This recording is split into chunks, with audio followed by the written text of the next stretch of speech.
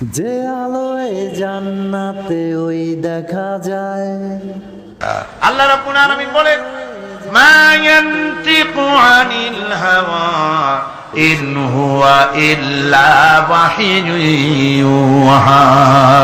আমার নবী নফসকে অনুসরণ করে, প্রবৃত্তিকে অনুসরণ করে কোনো কথা বলেন না। আমার নবী যেটা বলেন সেটা হলো ওহী। আমি যা বলতে বলি তাই তিনি বলেন। ওয়ালাউ তাকাওয়ালা আলাইনা বা'দাল আকাবিল। আমার নবী যদি নিজের থেকে বানিয়ে কোনো কথা যদি কোরআনের ভিতরে আমার নামে চালায় দিতেন, আমি আল্লাহ রাব্বুল আলামিন আমার নবীর ডান হাতকে চেপে ধরতাম, আর তার কণ্ঠ নালীকে আমি আল্লাহ রাব্বুল আলামিন কেটে ফেলে দিতাম। তিনি যা বলেছেন সব কার কথা? আল্লাহ পাকের কথা। তিনি হচ্ছেন গোটা বিশ্বের সর্বশ্রেষ্ঠ চরিত্রের আধার। তার চরিত্রের সার্টিফিকেট আল্লাহ পাক দিচ্ছেন। চরিত্রের সার্টিফিকেট কে দিলেন? আল্লাহ পাক দিয়েছেন। কোরআনে কারীমের মধ্যে আল্লাহ রাব্বুল আলামিন বলেন, ওয়া ইন্নাকা লাআলা খুলুকিন আযীম। নবী হে, আপনি হচ্ছেন পুত পবিত্র চরিত্রের উপরে প্রতিষ্ঠিত। সুবহানাল্লাহ ওয়া বিহামদিহি। আপনি শ্রেষ্ঠ চরিত্রের উপরে প্রতিষ্ঠিত। দেখুন, রাসূল করিম সাল্লাল্লাহু আলাইহি ওয়াসাল্লাম নবুয়ত পাওয়ার পর যখন তিনি ঘরে প্রবেশ করেছেন, সর্বপ্রথম হযরত জিবরাইলের সঙ্গে জীবনের প্রথম দেখা। ভয় পেয়েছেন, শরীরে জ্বর এসেছে, এবং হযরতে খাদিজাকে গিয়ে বলছেন যে আমাকে ঢেকে দাও, আমি ভয় পেয়েছি। হযরতে খাদিজাতুল কুবরা রাদিয়াল্লাহু তাআলা আনহা তিনি রাসূলকে বলছেন, আবুল কাসেম, হে কাসেমের পিতা, আপনার ভয় পাওয়ার কোনো কারণ নাই। আপনাকে জিন বা শয়তান কোনো অনিষ্ট করতে পারে না, কারণ আপনি এতিমদেরকে, মিসকিনদেরকে খেতে দেন, আপনি বিধবাকে আশ্রয় দেন, আপনি প্রতিবেশীর হক আদায় করেন, আপনি আত্মীয়দের হক আদায় করেন। কি সার্টিফিকেট দিচ্ছেন? স্ত্রী তো স্বামীর জন্য ভালোবাসা দিতে পারে, মহব্বত দিতে পারে, জান দিতে পারে, কিন্তু ঈমান তো আনতে পারে না। ঈমান আনা তো এত সহজ ব্যাপার না। কিন্তু রাসূল করিম সাল্লাল্লাহু আলাইহি ওয়াসাল্লাম যখন তাকে তাওহীদের দাওয়াত দিলেন, রিসালাতের দাওয়াত দিলেন, এবং বললেন আমি নবী, হযরত খাদিজা এক মুহূর্ত দেরি করেন। হযরতে খাদিজা তার কাছে রাসূলুল্লাহ যখন রিসালাতের দাওয়াত পেশ করলেন, সঙ্গে সঙ্গে হযরত খাদিজা পড়ে নিলেন, লা ইলাহা ইল্লাল্লাহু মুহাম্মাদুর রাসূলুল্লাহ। জোরে জোরে পড়েন, লা ইলাহা ইল্লাল্লাহ, লা ইলাহা ইল্লাল্লাহ।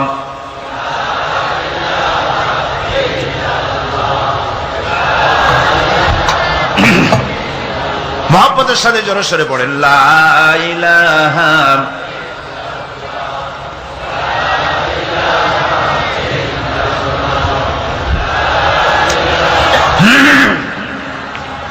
লা ইলাহা ইল্লাল্লাহু মুহাম্মাদুর রাসূলুল্লাহ। আমার বন্ধুগণ, রাসূল করিম সাল্লাল্লাহু আলাইহি ওয়াসাল্লামের উপরে স্ত্রী ঈমান আনলেন। খাদেম ছিলেন হযরতে যায়েদ। খাদেম তো তার প্রভুর জন্য জান দিতে পারে, মাল দিতে পারে, মহব্বত করতে পারে, সব পারে। খাদেম ঈমান আনতে পারে না, যেহেতু খাদেমের কাছে তার সাহেবের ইনস এন্ড আউট, তার ভেতর বাইরে সবকিছুই পরিষ্কার থাকে। হযরতে রাসূলের খাদেম ছিলেন হযরতে যায়েদ। হযরত যায়েদ তার উপরে যখন 15 বছর খাদেম ছিলেন রাসূলুল্লাহ, হুজুর যখন তার কাছে দাওয়াত পেশ করলেন, যখন রিসালাতের দাওয়াত পেশ করলেন, তাওহীদের দাওয়াত দিলেন, খাদেম যায়েদ একটু চিন্তা করলেন না, সাথে সাথে পড়লেন, লা ইলাহা ইল্লাল্লাহু মুহাম্মাদুর রাসূলুল্লাহ। রাসূলের বন্ধু ছিলেন হযরত আবু বকর সিদ্দিক রাদিয়াল্লাহু তাআলা আনহু। 20 বছরের বন্ধু। কত বছরের বন্ধু? 20 বছর।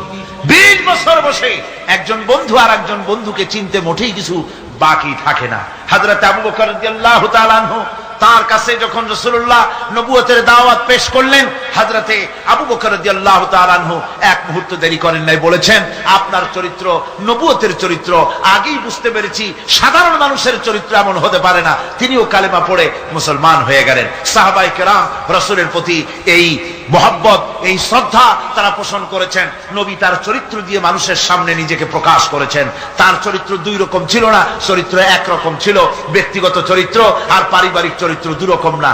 তার ব্যক্তিগত যে চরিত্র ওইটাই ছিল তার ঘরের চরিত্র, যেটা ছিল ঘরের সেটাই ছিল বাইরের। হযরত আয়েশা সিদ্দিকা রাদিয়াল্লাহু তাআলা আনহা সাহাবীদের প্রশ্নের জবাবে বলেছেন, রাসূলের চরিত্র হচ্ছে কোরআন। রাসূলের চরিত্র কি?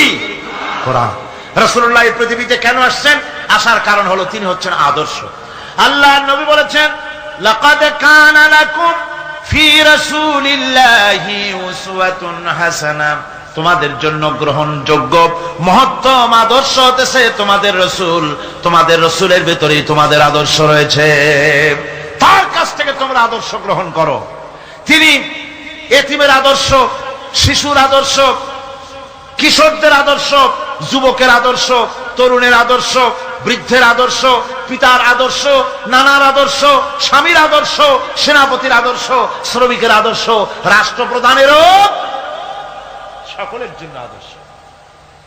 যেই যুগে বেহাপনার উলঙ্গপনা দিয়েছিল সমাজ ভর্তি, আল্লাহর ঘর তাওয়াফ করে নারী আর পুরুষেরা উলঙ্গ হয়ে, সেই যুগে রাসূলুল্লাহ যখন কাবা শরীফ রিকনস্ট্রাকশন হচ্ছিল, পুনর্নির্মাণ হচ্ছিল, তখন তিনি বহন করছিলেন পাথরগুলি মাথায় করে। তার চাচা তাকে বললেন, তোমার তো বড্ড কষ্ট হচ্ছে, তুমি এখন এইটাকে ঘাড়ের উপরে, লুঙ্গিটা খুলা ঘাড়ের উপরে রেখে তারপর এটা বহন করো। হুজুর যখন লুঙ্গির গিরায় হাত দিয়েছেন খুলবেন এই চিন্তা করে, ঘাড়ের উপরে রেখে পাথর বহন করবেন, লুঙ্গির গিটে হাত দিয়েছেন, খোলেন নাই। লুঙ্গির গিটের উপরে হাত রেখে তিনি চিন্তা করলেন, এতগুলি লোকের সামনে কাপড়টা খুললে পরে কি শরম হবে। কাপড়টা খোলেনি নাই, শুধু খুললে পরে কি লজ্জা হবে। এই আগাম শরমের অনুভূতিতে মুহাম্মদ সাল্লাল্লাহু আলাইহি ওয়াসাল্লাম বেহুশ হয়ে জমিনের উপরে পড়ে গেছেন। আদর্শ কাকে বলে? শিশুর আদর্শ, কিশোরের আদর্শ, স্বামীর আদর্শ, পিতার আদর্শ, নানার আদর্শ, গোটা পৃথিবীর সমস্ত মানুষের আদর্শ রাসূল করিম সাল্লাল্লাহু আলাইহি ওয়াসাল্লাম। তার কাছে তিনি স্ত্রীদের আদর্শ ছিলেন, তিনি নানার আদর্শ ছিলেন। ইমাম হোসেনকে তিনি কোলে নিচ্ছেন, ঘাড়ে উঠছে বাচ্চা, বুকের উপরে উঠছে। একজন সাহাবী বলছেন, হুজুর বাচ্চা পেলে আপনি এত আদর করেন, আমার তো ৬-৭টা ছেলে মেয়ে, আমি মোটে কোলেও নি না, আর জীবনে একবার সুমাও খাই না, আমার মোটে ইচ্ছাই করে না। হুজুর বললেন, আল্লাহ যদি তোমার দিলের মধ্যে রহম পয়দা না করেন তো আমি কি করতে পারি? হুজুর বাচ্চাকে নিয়ে আদর করছেন। ইমাম হোসেনকে বলছেন, হোসেন কে বড় বলো তো, তুমি বড় না আমি বড়? হোসেন বলছেন, নানাজি আমি আপনার থেকে বড়। আশ্চর্য কথা, তুমি আমার থেকে বড় কিভাবে? হোসেন বলছেন, নানাজি বলুন তো আপনার পিতার নাম কি? হুজুর বলছেন, আমার পিতার নাম আব্দুল্লাহ। হোসেন বলছেন, এই আব্দুল্লাহ এই পর্যন্তই শেষ, আপনি তো আমার পিতার মতো পিতা পান নাই, আমার আব্বার মতো আব্বা আপনার আছে। আমার আব্বাকে বলা হয় আসাদুল্লাহিল গালিব, সমস্ত কাফেরদের জন্য বিজয়ী বীর বাঘ আমার আব্বা। এবং আমার আব্বা সম্পর্কে আপনি বলেছেন, আনা মাদিনাতুল ইলম ওয়া আলিয়ুম বাবুহা, আমি হচ্ছে একটি জ্ঞানের রাজ্য আর আলী হচ্ছে সেই রাজ্যে প্রবেশের প্রধান তরুণ। আমার বাপের মতো বাপ আছে আপনার? হুজুর আশ্চর্য হয়ে গেলেন, বাচ্চা বলে কি? হোসেন বলছেন, নানাজি এবার কোন তো দেখি, এবার বলুন তো দেখি আপনার মায়ের নাম কি? হুজুর বলছেন, আমার মায়ের নাম আমেনা। হযরত হোসেন বলছেন, এই আমেনা পর্যন্তই শেষ, কয়জনে চিনবে কর? আমার মায়ের মতো একটা মা আপনার আছে? আমার মায়ের মতো একটা মা আপনি পেয়েছেন? আমার মাকে চেনেন? আমার মা হচ্ছেন জান্নাতের সাইয়্যিদাতুন নিসা, জান্নাতের সমস্ত মহিলাদের সরদারিনী আমার মা ফাতিমাতুজ জাহরা রাদিয়াল্লাহু তাআলা আনহা। আমার মায়ের মতো একটা মা আপনি পেয়েছেন? হোসেন বলছেন, নানাজি আরো বলবো নাকি? কয় হ্যাঁ বলো। বলছে, নানাজি এবার কোন তো দেখি আপনার নানার নাম কি? হুজুর বলছেন, আমার নানার নাম আব্দুল ওয়াহাব। হোসেন বলছেন, এবার আপনি মানুষের কাছে জিজ্ঞেস করেন কয়জন এই আব্দুল ওয়াহাব রয়েছেন? আপনি কি আমার নানার মতো একটা নানা পেয়েছেন? আমার নানাকে আপনি জানেন? আমার নানা সাইয়্যিদুল মুরসালিন, আশরাফুল আম্বিয়া, রাহমাতুল লিল আলামিন, বিশ্বনবী জনাবে মুহাম্মদ রাসূলুল্লাহ সাল্লাল্লাহু আলাইহি ওয়াসাল্লাম।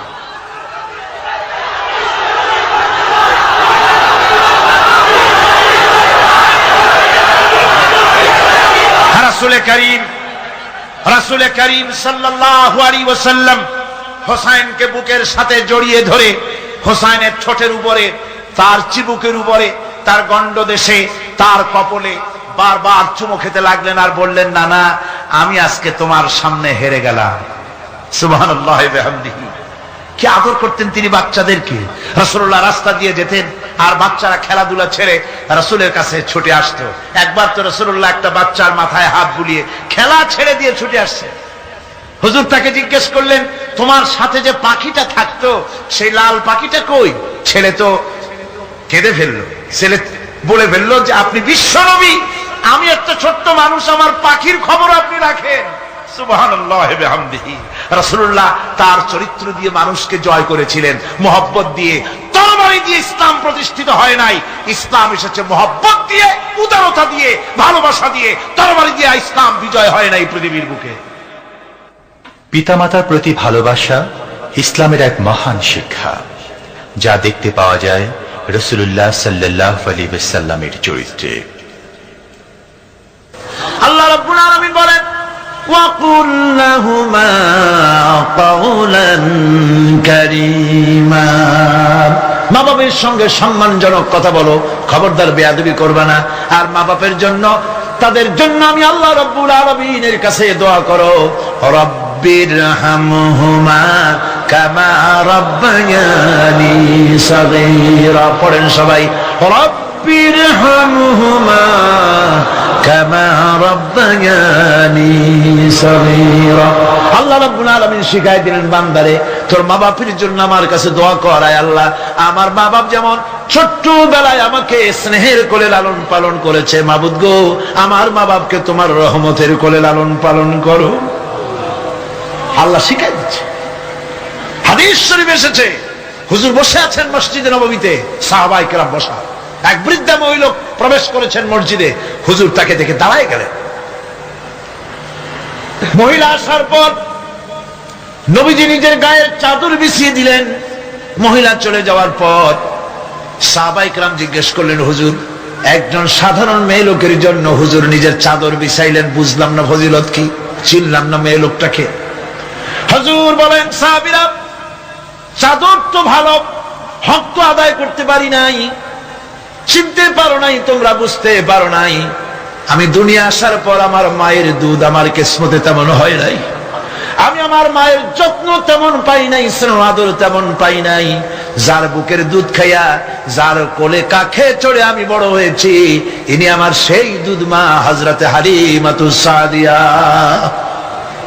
বন্ধুরা, মা যদি বেঁচে থাকে, রাত্রে বাড়ি গিয়ে পায়ে ধরুন, বলেন, মা, অন্যায় করেছি, জীবনে বহু বেয়াদবি করেছি, আমারে মাফ করে দাও।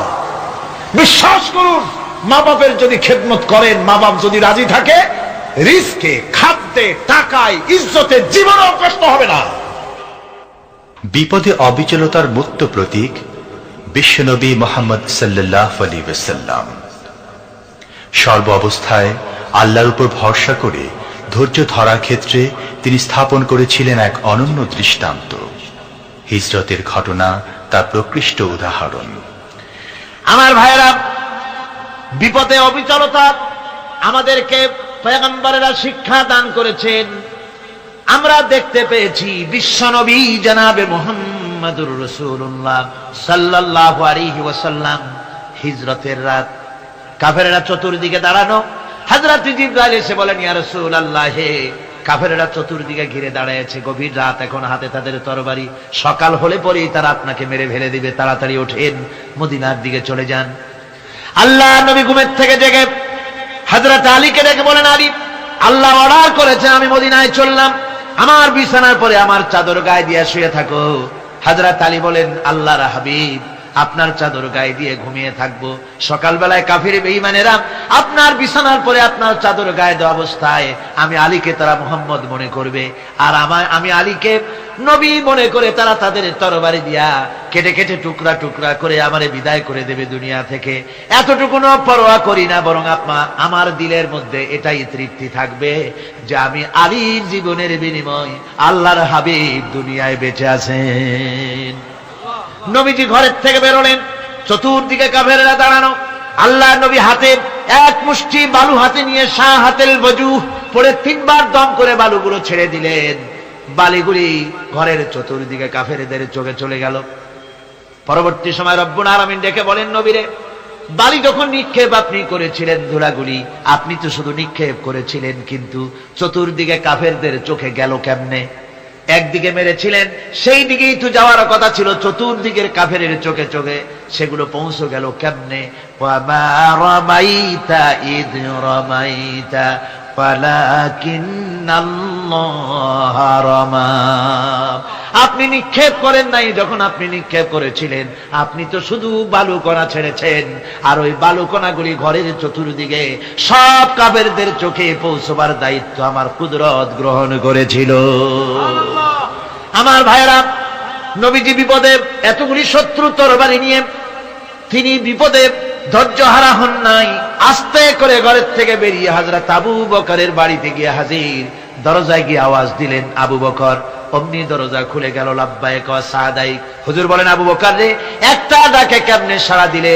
তুমি কি ঘুমাইছিলে না? হযরত আবু বকর বলেন, হুজুর, আপনি বলেছেন আমাকে নিয়ে হিজরত করবেন, আমি মনে মনে চিন্তা করেছি, না জানি কত রাত্রে নবীজি আসেন, উঠতে যদি আমার দেরি হয়ে যায়, নবীজি যদি দরজার কাছে দাঁড়ায় দাঁড়ায় আমারে ডাকাডাকি করে, আর আমি যদি ঘুমায় থাকি, তাহলে আল্লাহর নবীর সঙ্গে বেয়াদবি হয়ে যাবে। এই মনে করে বিছানায় না ঘুমাইয়া আপনার গলার আওয়াজ শোনার জন্য এই দরজার সঙ্গে পিঠ লাগায়া লাগায়া দাঁড়ায়া ঘুমাচ্ছিলাম। আল্লাহর নবী হযরত আবু বকরকে সঙ্গে করে নিয়ে চললেন মদিনার দিকে। উল্টা পথে রওনা করলেন। বারবার কাবা শরীফের দিকে তাকাতে লাগলেন। বুখারী শরীফে এসেছে, নবীজি বারবার কাবার দিকে তাকিয়ে বলতেছেন, রে কাবা, বড় আশা ছিল তোর কাছে থাকবো, তোর খেদমত করব, কিন্তু তোর নিষ্ঠুর সন্তানেরা তোর কাছে আমারে থাকতে দিল না রে। আল্লাহ নবী মিসফারা দিয়ে জাবালে কেদোয়ার উপর দিয়ে চলে গেলেন জাবালে সুরে।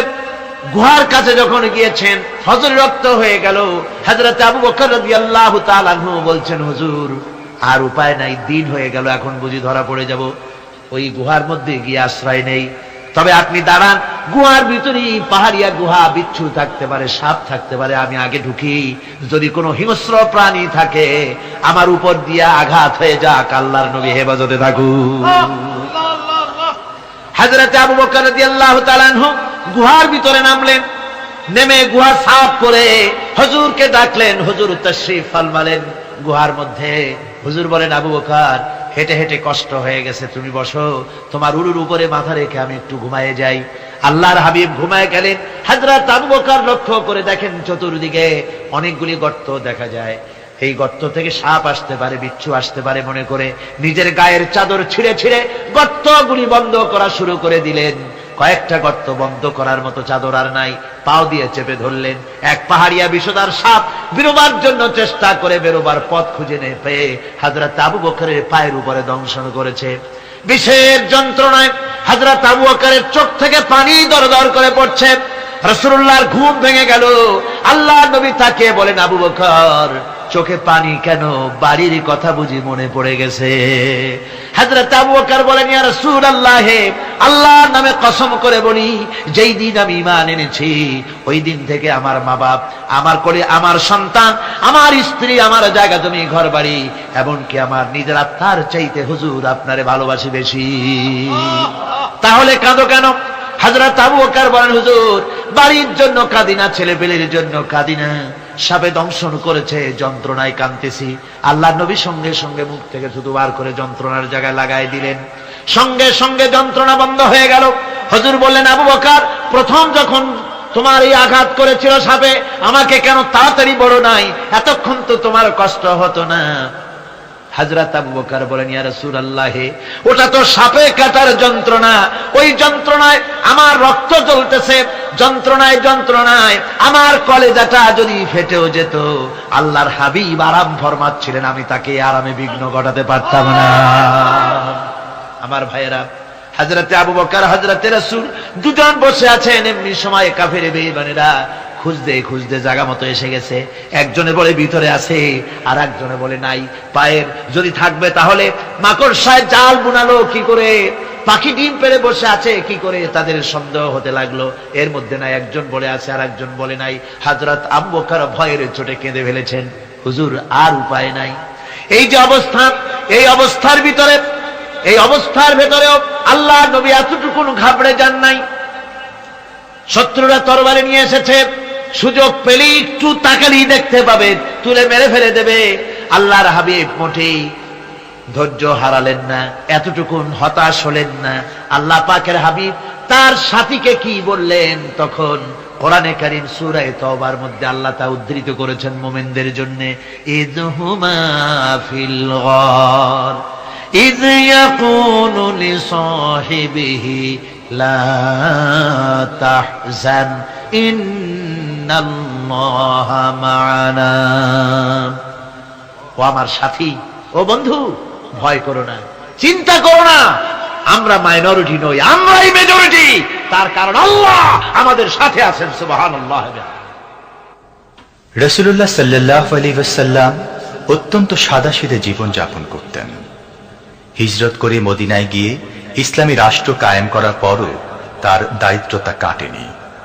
হাদিসে এসেছে সে কথা। হযরত আবু হুরায়রা রাদিয়াল্লাহু তাআলা আনহু বলেন, আমি রাসূলুল্লাহর কাছে গেলাম, হুজুরকে গিয়ে সালাম করলাম।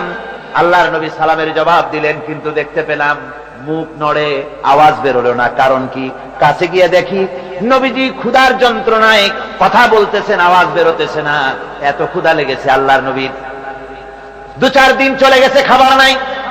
রাসূলুল্লাহ সমস্ত গনিমতের মাল, যাকাত সদকার মালগুলি, খাদ্য দ্রব্যগুলি দুহাতে বিতরণ করেছেন। নিজের পেটে খাবার নাই, মানুষকে দিতেছেন। দিতে দিতে এশার নামাজ পড়ে নবীজি ঘরের মধ্যে প্রবেশ করে হযরত আয়েশা সিদ্দিকা রাদিয়াল্লাহু তাআলা আনহাকে দেখে বলেন, আয়েশা রে, সারাদিন কষ্ট করেছি, দারুণ ক্ষুধা লেগেছে, তাড়াতাড়ি করে কিছু খাবার আমারে এনে দাও। হযরত আয়েশা হুজুরের ক্ষুধার্ত শ্রান্ত ক্লান্ত চেহারার দিকে তাকাইয়া হযরত আয়েশা কেঁদে ফেলেছেন। হযরত মা আয়েশা কাঁদেন আর বলেন, ইয়া রাসূলুল্লাহ, হে আল্লাহর নামের কসম করে বলি, আমি আয়েশার ঘরে কোনো পানি ছাড়া কোনো খাবার নাই। এই ছিল রাসূলের আদর্শ।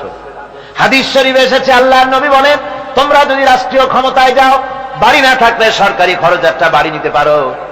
তোমার যদি যানবাহন না থাকে, সরকারি খরচে যানবাহন নিতে পারো। ছেলে মেয়ের কাপড় চোপড়, লেখাপড়া, শিক্ষা, চিকিৎসার জন্য যদি না থাকে, তাহলে তুমি সরকার থেকে নিতে পারো। কিন্তু এর থেকে এক চুল পরিমাণ যদি পাও বাড়াও, সরকারের মাল জনগণের মাল, এর থেকে প্রয়োজনের বাইরে যদি তুমি নিজের জন্য নিতে থাকো, কিয়ামতের দিন আল্লাহর দরবারে চোরের কাতারে তোমারে দাঁড়ানো লাগবে। দুনিয়ায় যত সম্মান পাও না কেন, কিয়ামতে আল্লাহর দরবারে কিসের কাতারে দাঁড়াবে? চোরের কাতারে দাঁড়াতে হবে। রাসূল পাক সাল্লাল্লাহু আলাইহি ওয়াসাল্লাম এমন এক সমাজ কায়েম করেছিলেন। আমার হতাশাগ্রস্ত ছাত্ররা, যেসব ছাত্ররা সমাজতন্ত্র তোমরা করো, যারা সমাজতন্ত্র করতে হতাশাগ্রস্ত হয়েছে, এখন যাবো কোথায় বলে হতাশ হয়ে গিয়েছো তোমরা, আমরা তোমাদেরকে দাওয়াত দেই, কোরআনের মাহফিল থেকে দাওয়াত দেই, ফিরে আসো। হতাশ হওয়ার কোনো কারণ নাই। লেনিন মরার, ও মরে গেছে। কার্ল মার্কস মরার, মরে গেছে, পচে গেছে, গলে গেছে, দুনিয়া থেকে শেষ হয়ে গিয়েছে। আল্লাহ নবীর নেতৃত্ব, সূর্য যতদিন উঠবে আর ডুববে, নবীজির নেতৃত্ব শেষ হবে না। ওই নেতৃত্বে আসো, রাসূলের নেতৃত্ব মেনে নাও, কোরআনের শাসন মেনে নাও, তাহলেই শান্তি পাবে তোমরা।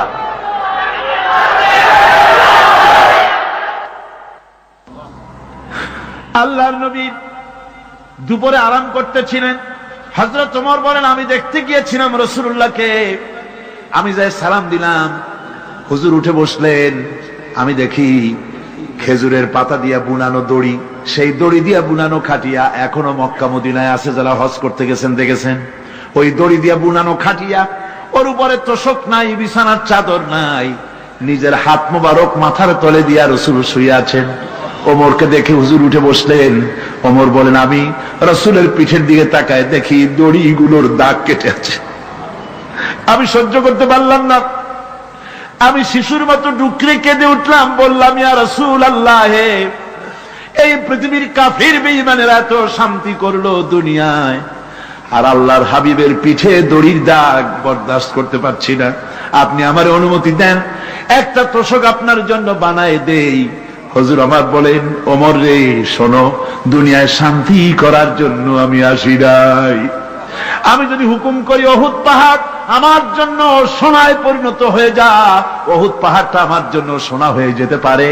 আমি দুনিয়ায় শান্তির জন্য আসি নাই, এসেছি মানবতার মুক্তির জন্য। পৃথিবীর মানুষগুলিকে বাঁচাতে এসেছি, সাদা কালো মানুষের ব্যবধান দূর করতে এসেছি। রাসূলুল্লাহ নারীর অধিকার দিলেন, সাদা কালা মানুষের ব্যবধান দূর করে দিলেন। পাহাড় সমান উঁচা সাদা কালা মানুষের অধিকারকে প্রতিষ্ঠিত করলেন, বললেন মানুষে মানুষে কোনো পার্থক্য নাই। আরবের উপরে অনারবের, অনারবের উপরে আরবের, ভাষার সাদার উপরে কালোর, কালোর উপরে সাদার, কোন বর্ণ বৈষম্য ইত্যাদি দিয়ে মানুষের ফজিলত হয় না। মানুষের মর্যাদা বাড়ে। ইন্না আকরামাকুম ইনদাল্লাহি আতকাকুম। মানুষের মধ্যে মর্যাদা তোমাদের মধ্যে আল্লাহর কাছে তার যে ব্যক্তি তোমাদের মধ্যে আল্লাহকে বেশি ভয় করে। সুবহানাল্লাহ কর, সুবহানাল্লাহ কর। আমার ভাইয়েরা, নবীজি মদিনা মুনাওয়ারায় ইসলামী রাষ্ট্রের রাষ্ট্রপ্রধান হয়েছেন। আজ বাজারে যেতেছেন, যাওয়ার সময় ডেকে ডেকে বলেন, বিধবাদের বাড়ির সামনে দিয়ে যায়, তোমাদের বাজার লাগবে নাকি? এতিমের বাড়ির সামনে থেকে যায়, তোমাদের বাজার লাগবে নাকি? আমারে বলো, আমি বাজার করে এনে দেব।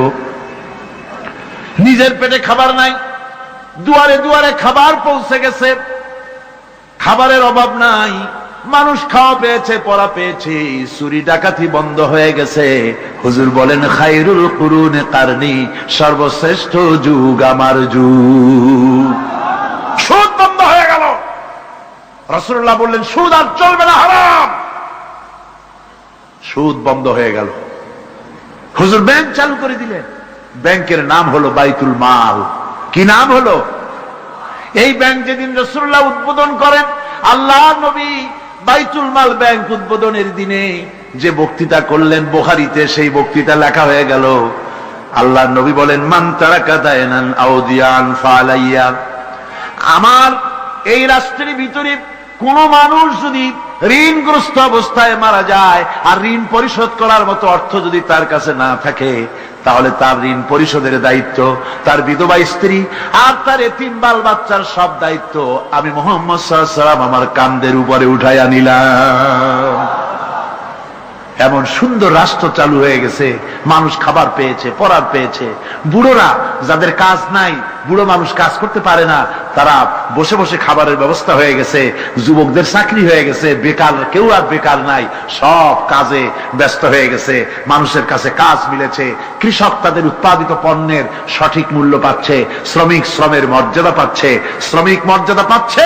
রাসূলুল্লাহ বলেছেন, শ্রমিক আর মালিক মনিব আর গোলামের সম্পর্ক না, সম্পর্ক ভাই ভাই। সম্পর্ক কি? শ্রমিকের মর্যাদা রাসূলুল্লাহ এভাবে দিলেন, নিজে শ্রম দিলেন। মদিনার 8 বছর চলে যাওয়ার পর হযরত আয়েশা রাসূলুল্লাহকে দেখলেন মাজা কুজা। হযরত আয়েশা বলেন, হুজুর মাজাটা কুজা কেন? বয়সের কারণে হলো নাকি? হুজুর বলেন, না, বয়সের কারণে হয় নাই। এই মদিনার চতুর্দিকে কাফির বেঈমানেরা যখন মদিনাকে আক্রমণ করেছিল, আমি তখন মদিনার চতুর্দিকে খন্দক পরিখা খনন করেছিলাম, 3 মাইল লম্বা, 15 ফিট গভীর, 30 ফিট চওড়া। সাহাবীরা মাটি কেটেছে, আমি মাটি বহন করেছি, আবার আমি মাটি কেটেছি, সাহাবীরা মাটি কেটেছে। মাটি কেটে আর মাটির ঝুড়ি বহন করে করে কোমরে যে বেদনা হয়েছিল, আজ পর্যন্ত সেই বেদনা সেরে যায় নাই। এই হলো আমার রাসূল, এ হলো বিশ্ব নবী। কি নবী? সিল্লা এখন কি নবী?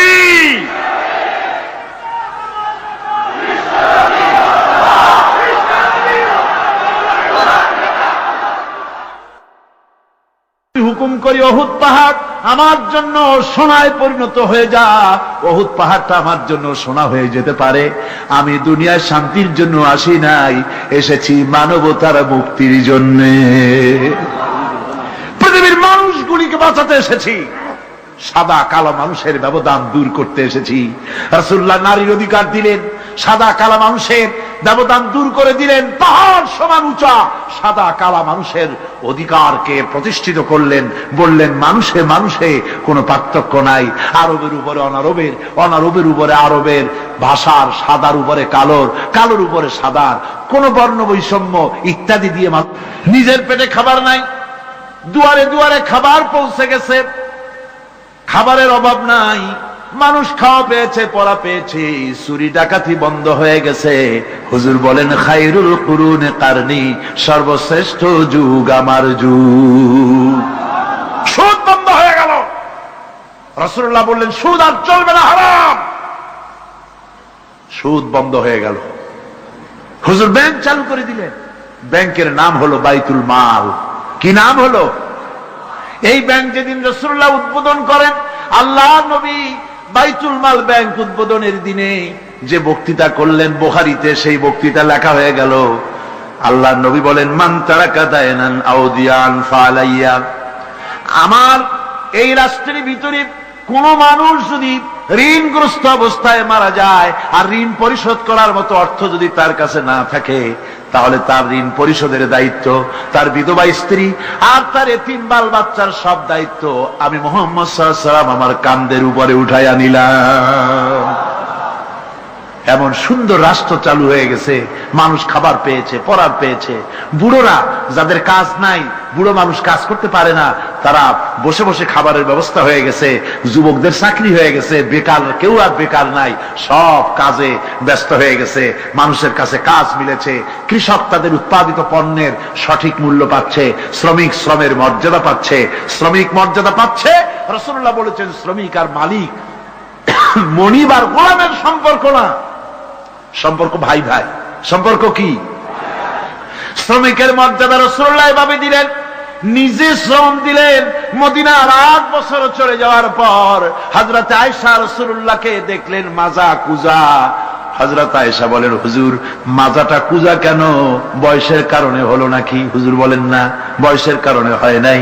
এই মদিনার চতুর্দিকে কাফির বেঈমানেরা যখন মদিনাকে আক্রমণ করেছিল, আমি তখন মদিনার চতুর্দিকে খন্দক পরিখা খনন করেছিলাম, 3 মাইল লম্বা, 15 ফিট গভীর, 30 ফিট চওড়া। সাহাবীরা মাটি কেটেছে, আমি মাটি বহন করেছি, আবার আমি মাটি কেটেছি, সাহাবীরা মাটি কেটেছে। মাটি কেটে আর মাটির ঝুড়ি বহন করে করে কোমরে যে বেদনা হয়েছিল আজ পর্যন্ত সেই বেদনা সেরে যায় নাই। এই হলো আমার রাসূল, এ হলো বিশ্ব নবী। কি নবী? সিল্লা এখন কি নবী?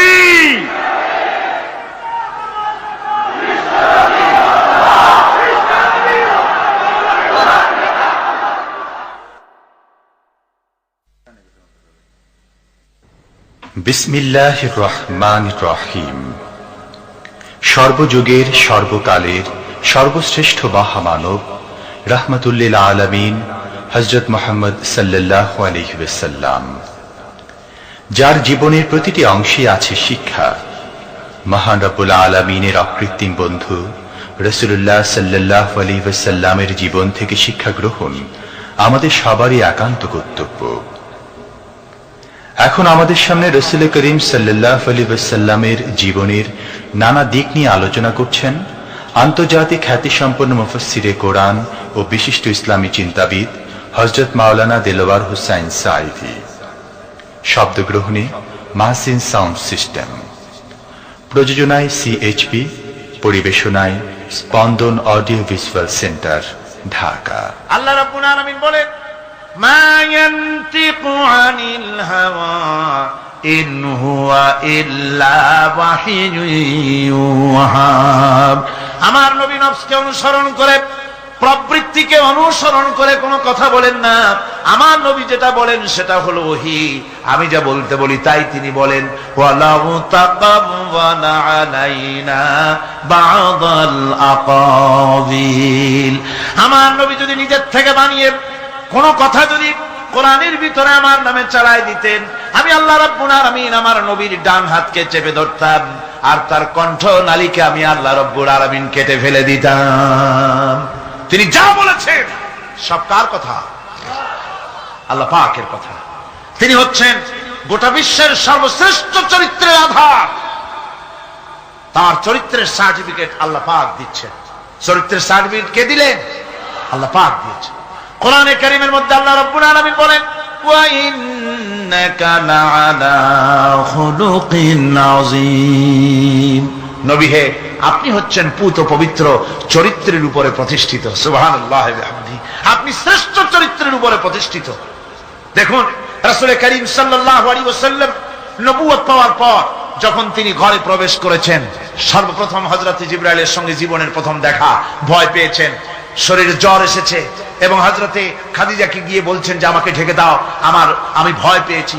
হযরতে খাদিজাতুল কুবরা রাদিয়াল্লাহু তাআলা আনহা তিনি রাসূলকে বলছেন, আবুল কাসেম, হে কাসেমের পিতা, আপনার ভয় পাওয়ার কোনো কারণ নাই, আপনাকে জিন বা শয়তান কোনো অনিষ্ট করতে পারে না, কারণ আপনি এতিমদেরকে, মিসকিনদেরকে খেতে দেন, আপনি বিধবাকে আশ্রয় দেন, আপনি প্রতিবেশীর হক আদায় করেন, আপনি আত্মীয়দের হক আদায় করেন। কি সার্টিফিকেট দিচ্ছেন? স্ত্রী তো স্বামীর জন্য ভালোবাসা দিতে পারে, মহব্বত দিতে পারে, জান দিতে পারে, কিন্তু ঈমান তো আনতে পারে না। ঈমান আনা তো এত সহজ ব্যাপার না। কিন্তু রাসূল করিম সাল্লাল্লাহু আলাইহি ওয়াসাল্লাম যখন তাকে তাওহীদের দাওয়াত দিলেন, রিসালাতের দাওয়াত দিলেন এবং বললেন আমি নবী, হযরত খাদিজা এক মুহূর্ত দেরি করেননি। হযরতে খাদিজা তার কাছে রাসূলুল্লাহ যখন রিসালাতের দাওয়াত পেশ করলেন, সঙ্গে সঙ্গে হযরত খাদিজা পড়ে নিলেন লা ইলাহা ইল্লাল্লাহু মুহাম্মাদুর রাসূলুল্লাহ। জোরে সোরে পড়েন লা ইলাহা ইল্লাল্লাহ, লা ইলাহা ইল্লাল্লাহ।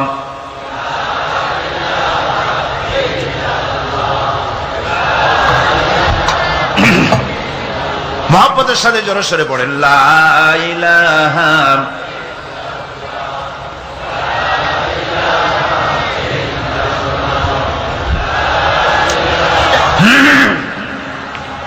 লা ইলাহা ইল্লাল্লাহু মুহাম্মাদুর রাসূলুল্লাহ। আমার বন্ধুগণ,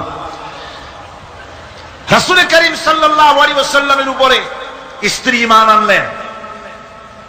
খাদেম ছিলেন হযরতে যায়েদ।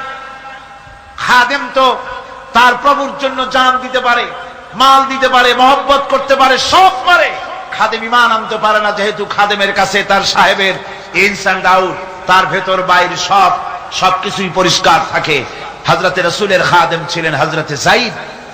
হযরত যায়েদ তার উপরে যখন 15 বছর খাদেম ছিলেন রাসূলুল্লাহ, হুজুর যখন তার কাছে দাওয়াত পেশ করলেন, যখন রিসালাতের দাওয়াত পেশ করলেন, তাওহীদের দাওয়াত দিলেন, খাদেম যায়েদ একটু চিন্তা করলেন না, সাথে সাথে পড়লেন লা ইলাহা ইল্লাল্লাহু মুহাম্মাদুর রাসূলুল্লাহ। রাসূলের বন্ধু ছিলেন হযরত আবু বকর সিদ্দিক রাদিয়াল্লাহু তাআলা আনহু। 20 বছরের বন্ধু। কত বছরের বন্ধু? 20 বছর। 20 বছর বসে একজন বন্ধু আর একজন বন্ধুকে চিনতে মোটেই কিছু বাকি থাকে না।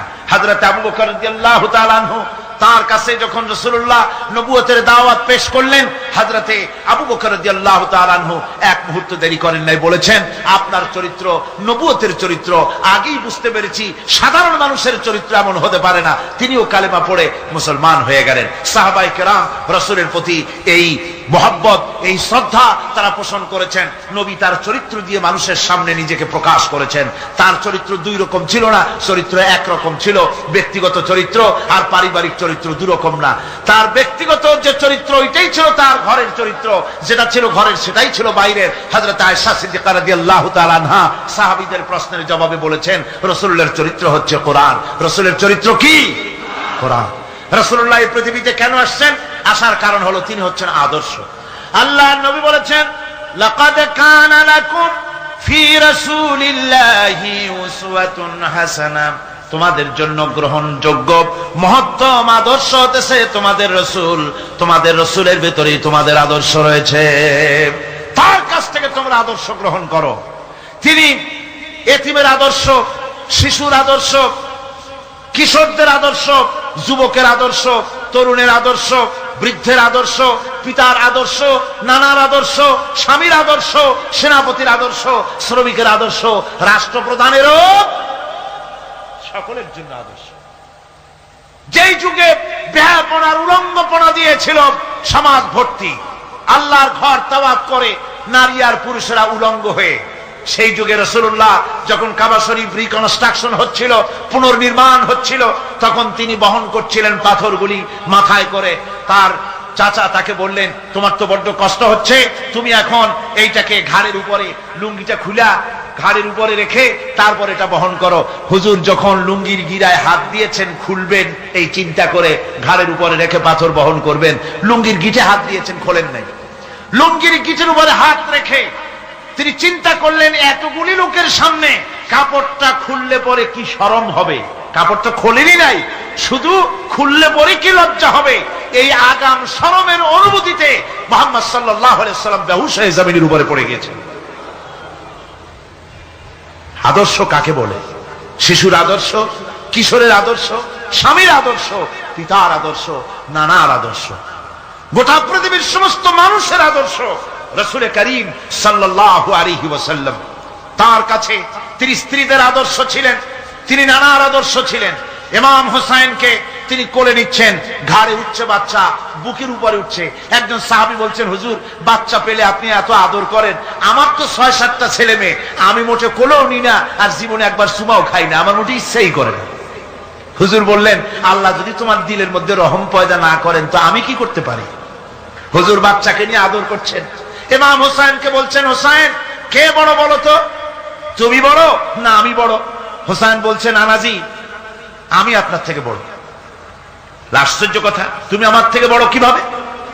হোসেন বলছেন, নানাজি বলুন তো আপনার পিতার নাম কি? হুজুর বলছেন, আমার পিতার নাম আব্দুল্লাহ।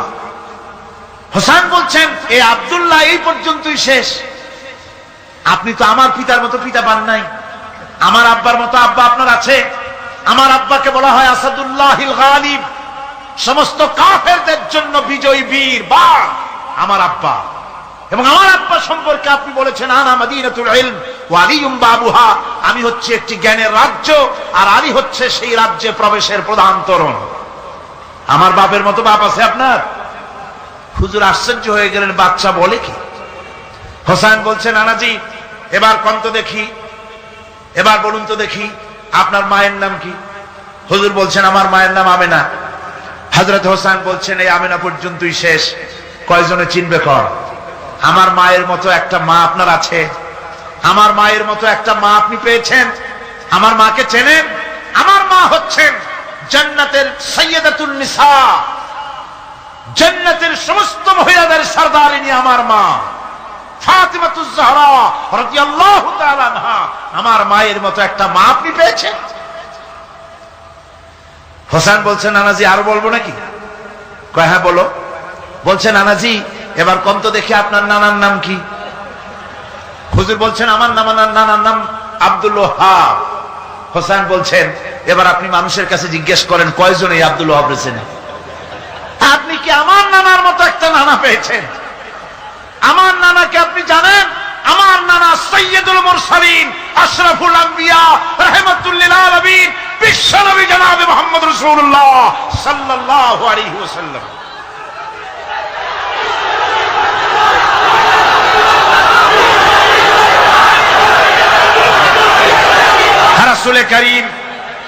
রাসূল করিম সাল্লাল্লাহু আলাইহি ওয়াসাল্লাম হোসেনকে বুকের সাথে জড়িয়ে ধরে হোসেনের ঠোঁটের উপরে, তার চিবুকের উপরে, তার গণ্ডদেশে, তার কপলে বারবার চুমু খেতে লাগলেন আর বললেন, নানা আমি আজকে তোমার সামনে হেরে গেলাম। সুবহানাল্লাহি ওয়া বিহামদিহি। কি আদর করতেন তিনি বাচ্চাদেরকে। রাসূলুল্লাহ রাস্তা দিয়ে যেতেন আর বাচ্চারা খেলাধুলা ছেড়ে রাসূলের কাছে ছুটে আসতো। একবার তো রাসূলুল্লাহ একটা বাচ্চার মাথায় হাত বুলিয়ে খেলা ছেড়ে দিয়ে ছুটে আসছে। হুজুর তাকে জিজ্ঞেস করলেন, তোমার সাথে যে পাখিটা থাকতো সেই লাল পাখিটা কই? ছেলে তো কেঁদে ফেললো। ছেলে বলে ফেললো যে আপনি বিশ্বনবী, আমি একটা ছোট্ট মানুষ, আমার পাখির খবর আপনি রাখেন।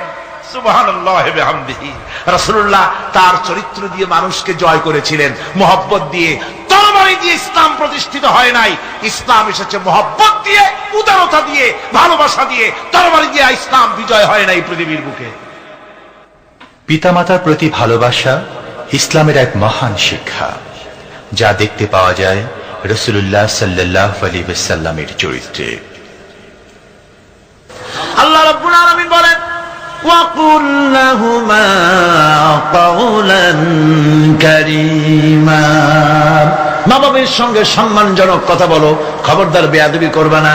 আর মা বাপের জন্য, তাদের জন্য আমি আল্লাহ রাব্বুল আলামিনের কাছে দোয়া করো, রব্বি রব্বিরহামহুমা কামা রাব্বায়ানি সাগীরা। পড়েন সবাই, রব্বিরহামহুমা কামা রাব্বায়ানি সাগীরা। আল্লাহ রাব্বুল আলামিন শিখাই দিলেন বান্দারে, তোর মা বাপের জন্য আমার কাছে দোয়া কর, আয় আল্লাহ আমার মা বাপ যেমন ছোট্টবেলায় আমাকে স্নেহের কোলে লালন পালন করেছে, মাবুদ গো আমার মা বাপকে তোমার রহমতের কোলে লালন পালন করো। আল্লাহ শিখাই দিচ্ছে। হাদিস শরীফ এসেছে, হুজুর বসে আছেন মসজিদে নববীতে, সাহাবায়ে কেরাম বসা, এক বৃদ্ধা মহিলা প্রবেশ করেছেন মসজিদে, হুজুর তাকে দেখে দাঁড়ায় গেলেন। মহিলা আসার পর নবীজি নিজের গায়ের চাদর বিছিয়ে দিলেন। মহিলা চলে যাওয়ার পর সাহাবায়ে কেরাম জিজ্ঞেস করলেন, হুজুর একজন সাধারণ মেয়ে লোকের জন্য হুজুর নিজের চাদর বিছাইলেন, বুঝলাম না ফজিলত কি, চিনলাম না মেয়ে লোকটাকে। হুজুর বলেন, সাহাবীরা চাদর তো ভালো, হক তো আদায় করতে পারি নাই, চিনতে পারো নাই, তোমরা বুঝতে পারো নাই, আমি দুনিয়া আসার পর আমার মায়ের দুধ আমার কিসমতে তেমন হয় নাই, আমি আমার মায়ের যত্ন তেমন পাই নাই, স্নেহ আদর তেমন পাই নাই। যার বুকের দুধ খাইয়া, যার কোলে কাখে চড়ে আমি বড় হয়েছি, ইনি আমার সেই দুধ মা হযরতে হালিমাতুস সাদিয়া। বন্ধুরা, মা যদি বেঁচে থাকে, রাত্রে বাড়ি গিয়ে পায়ে ধরুন, বলেন মা অন্যায় করেছি, জীবনে বহু বেয়াদবি করেছে, আমারে মাফ করে দাও। বিশ্বাস করুন, মা বাপের যদি খেদমত করেন, মা বাপ যদি রাজি থাকে, রিজকে, খাদ্যে, টাকায়, ইজ্জতে জীবনেও কষ্ট হবে না। বিপদে অবিচলতার মুক্ত প্রতীক বিশ্বনবী মুহাম্মদ সাল্লাল্লাহু আলাইহি ওয়াসাল্লাম। সর্ব অবস্থায় আল্লাহর উপর ভরসা করে ধৈর্য ধরার ক্ষেত্রে তিনি স্থাপন করেছিলেন এক অনন্য দৃষ্টান্ত। হিজরতের ঘটনা তার প্রকৃষ্ট উদাহরণ। আমার ভাইরা, বিপদে অবিচলতা আমাদেরকে পয়গম্বরেরা শিক্ষা দান করেছেন। আমরা দেখতে পেয়েছি বিশ্বনবী জনাবে মুহাম্মদুর রাসূলুল্লাহ সাল্লাল্লাহু আলাইহি ওয়াসাল্লাম হিজরতের রাত, কাফেরেরা চতুর্দিকে দাঁড়ানো, হযরত জিবরাইল এসে বলেন, ইয়া রাসূলুল্লাহ, হে কাফেরেরা চতুর্দিকে ঘিরে দাঁড়িয়েছে, গভীর রাত, এখন হাতে তাদের তরবারি, সকাল হলে পরেই তারা আপনাকে মেরে ফেলে দিবে, তাড়াতাড়ি ওঠেন, মদিনার দিকে চলে যান। আল্লাহ নবী ঘুমের থেকে জেগে হযরত আলীকে ডেকে বলেন, আলী, আল্লাহ অর্ডার করেছে আমি মদিনায় চললাম, আমার বিছানার পরে আমার চাদর গায়ে দিয়ে শুয়ে থাকো।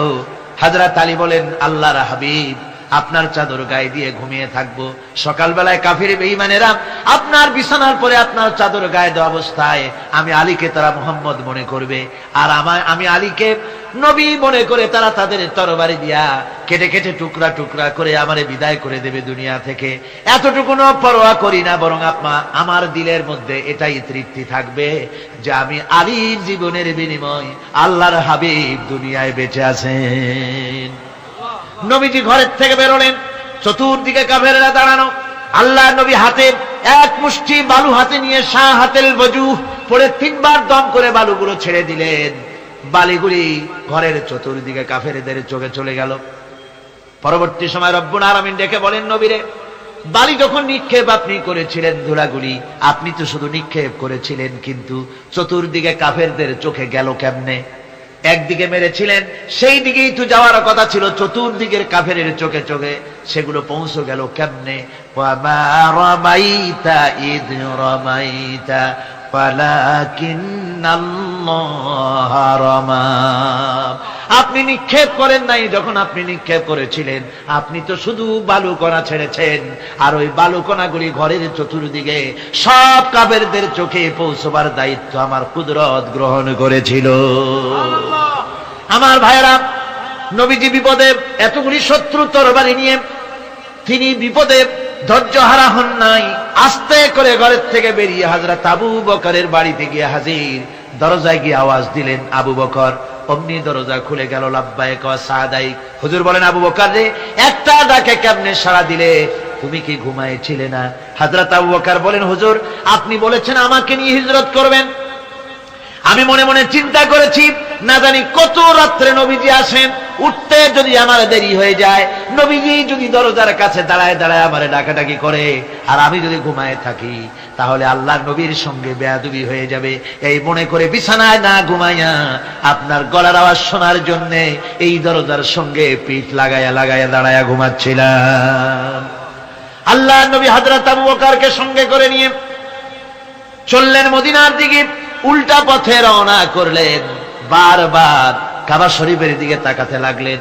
বুখারী শরীফে এসেছে, নবীজি বারবার কাবার দিকে তাকিয়ে বলতেছেন, রে কাবা, বড় আশা ছিল তোর কাছে থাকবো, তোর খেদমত করব, কিন্তু তোর নিষ্ঠুর সন্তানেরা তোর কাছে আমারে থাকতে দিল না রে। আল্লাহ নবী মিসফালা দিয়ে জাবালে কেদোয়ার উপর দিয়ে চলে গেলেন জাবালে সুরে।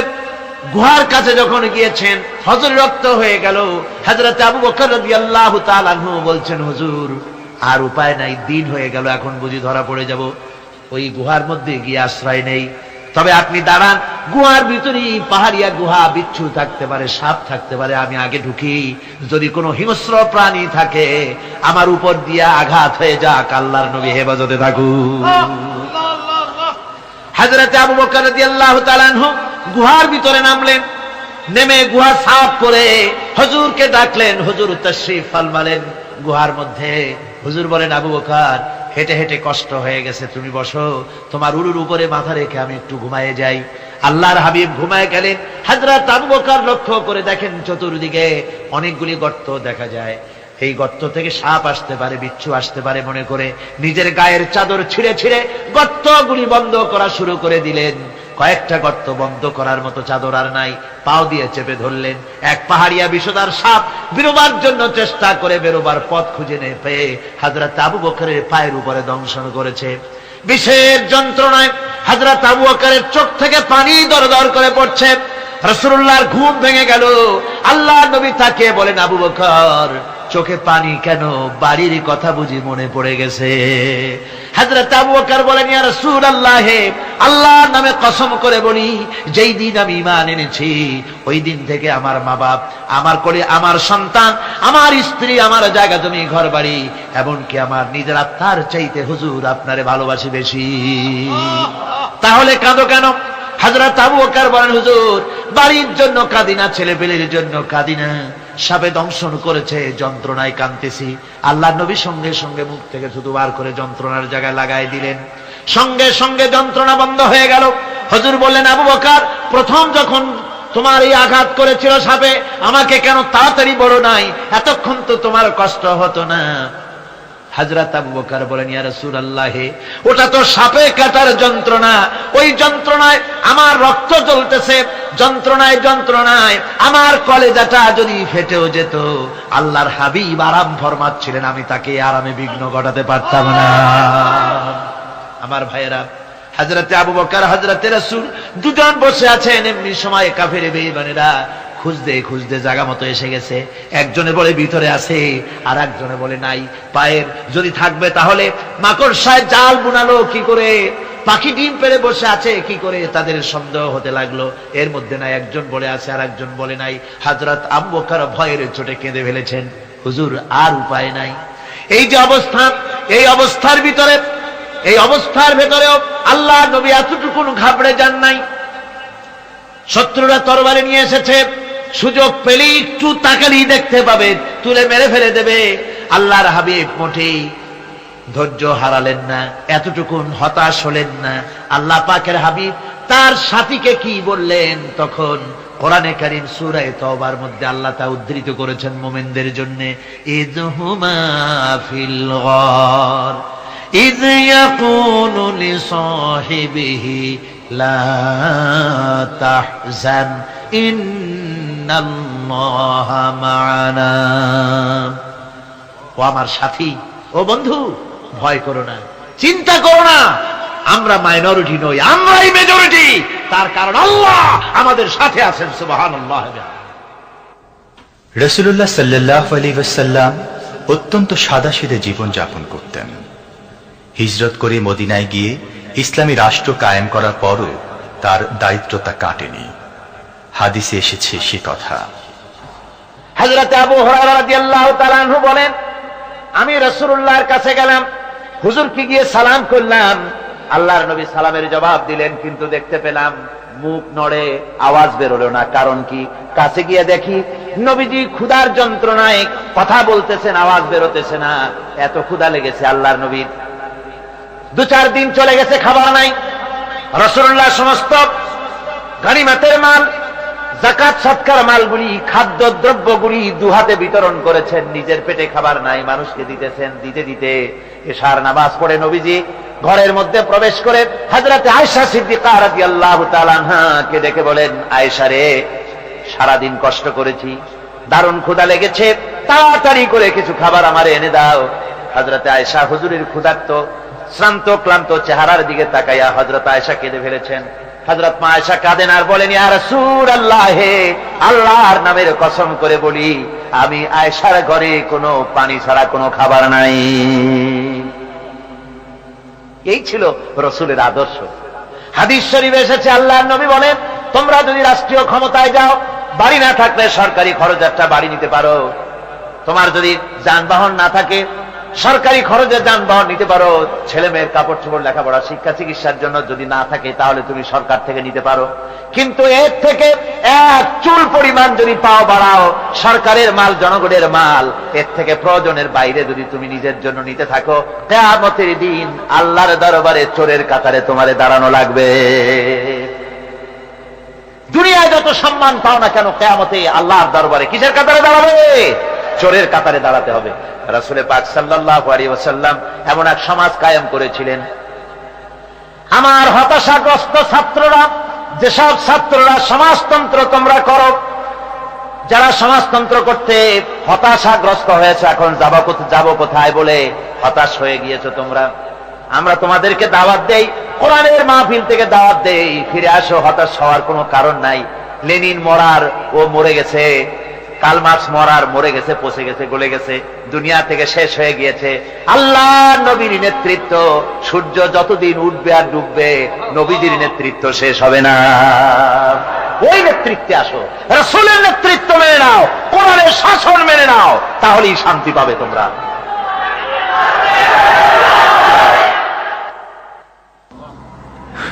আল্লাহর নবী দুপুরে আরাম করতেছিলেন। হযরত ওমর বলেন, আমি দেখতে গিয়েছিলাম রাসূলুল্লাহকে, আমি যাই সালাম দিলাম, হুজুর উঠে বসলেন। আমি দেখি খেজুরের পাতা দিয়া বুনানো দড়ি, সেই দড়ি দিয়া বুনানো খাটিয়া এখনো মক্কা মদিনায় আছে, যারা হজ করতে গেছেন দেখেছেন। ওই দড়ি দিয়া বুনানো খাটিয়া, ওর উপরে তোশক নাই, বিছানার চাদর নাই, নিজের হাত মোবারক মাথার তলে দিয়া রাসূল শুয়ে আছেন। ওমরকে দেখে হুজুর উঠে বসলেন। ওমর বলেন, আমি রাসূলের পিঠের দিকে তাকায় দেখি দড়িগুলোর দাগ কেটে আছে।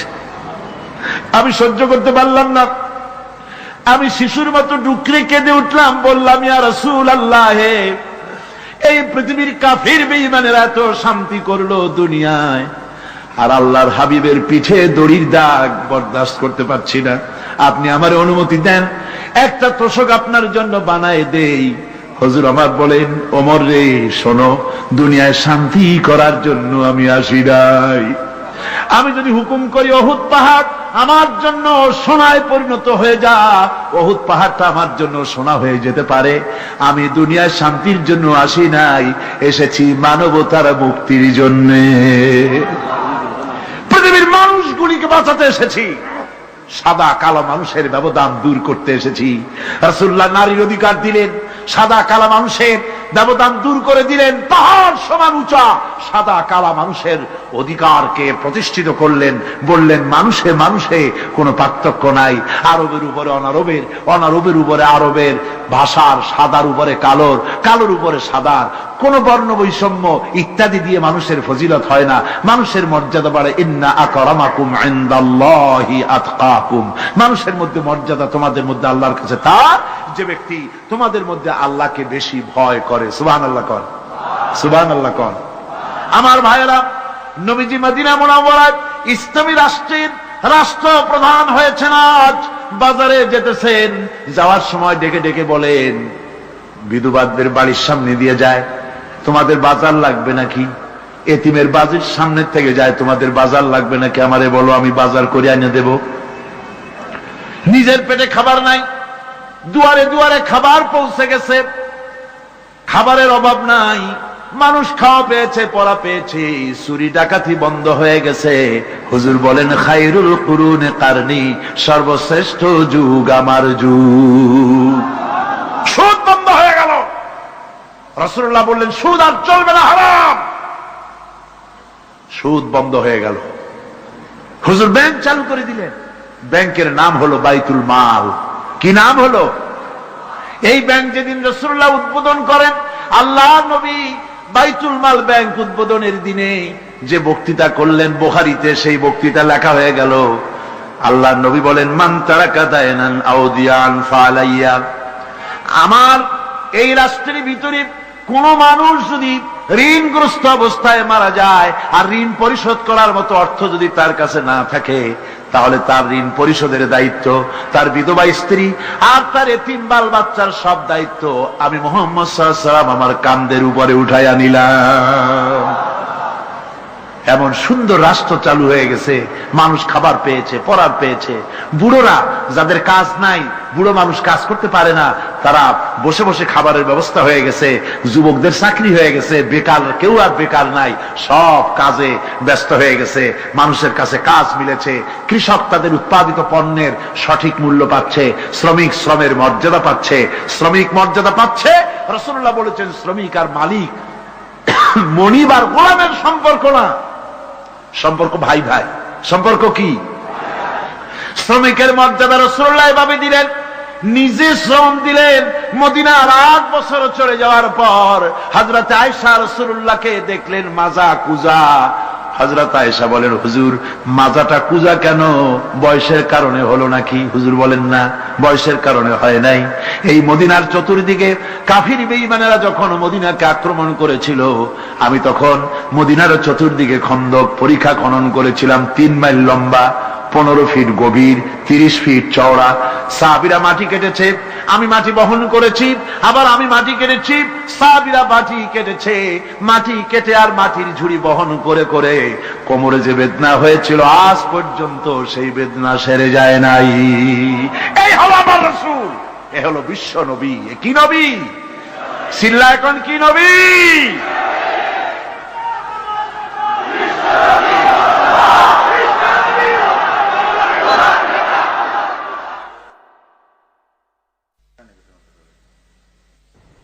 বিসমিল্লাহির রহমানির রহিম।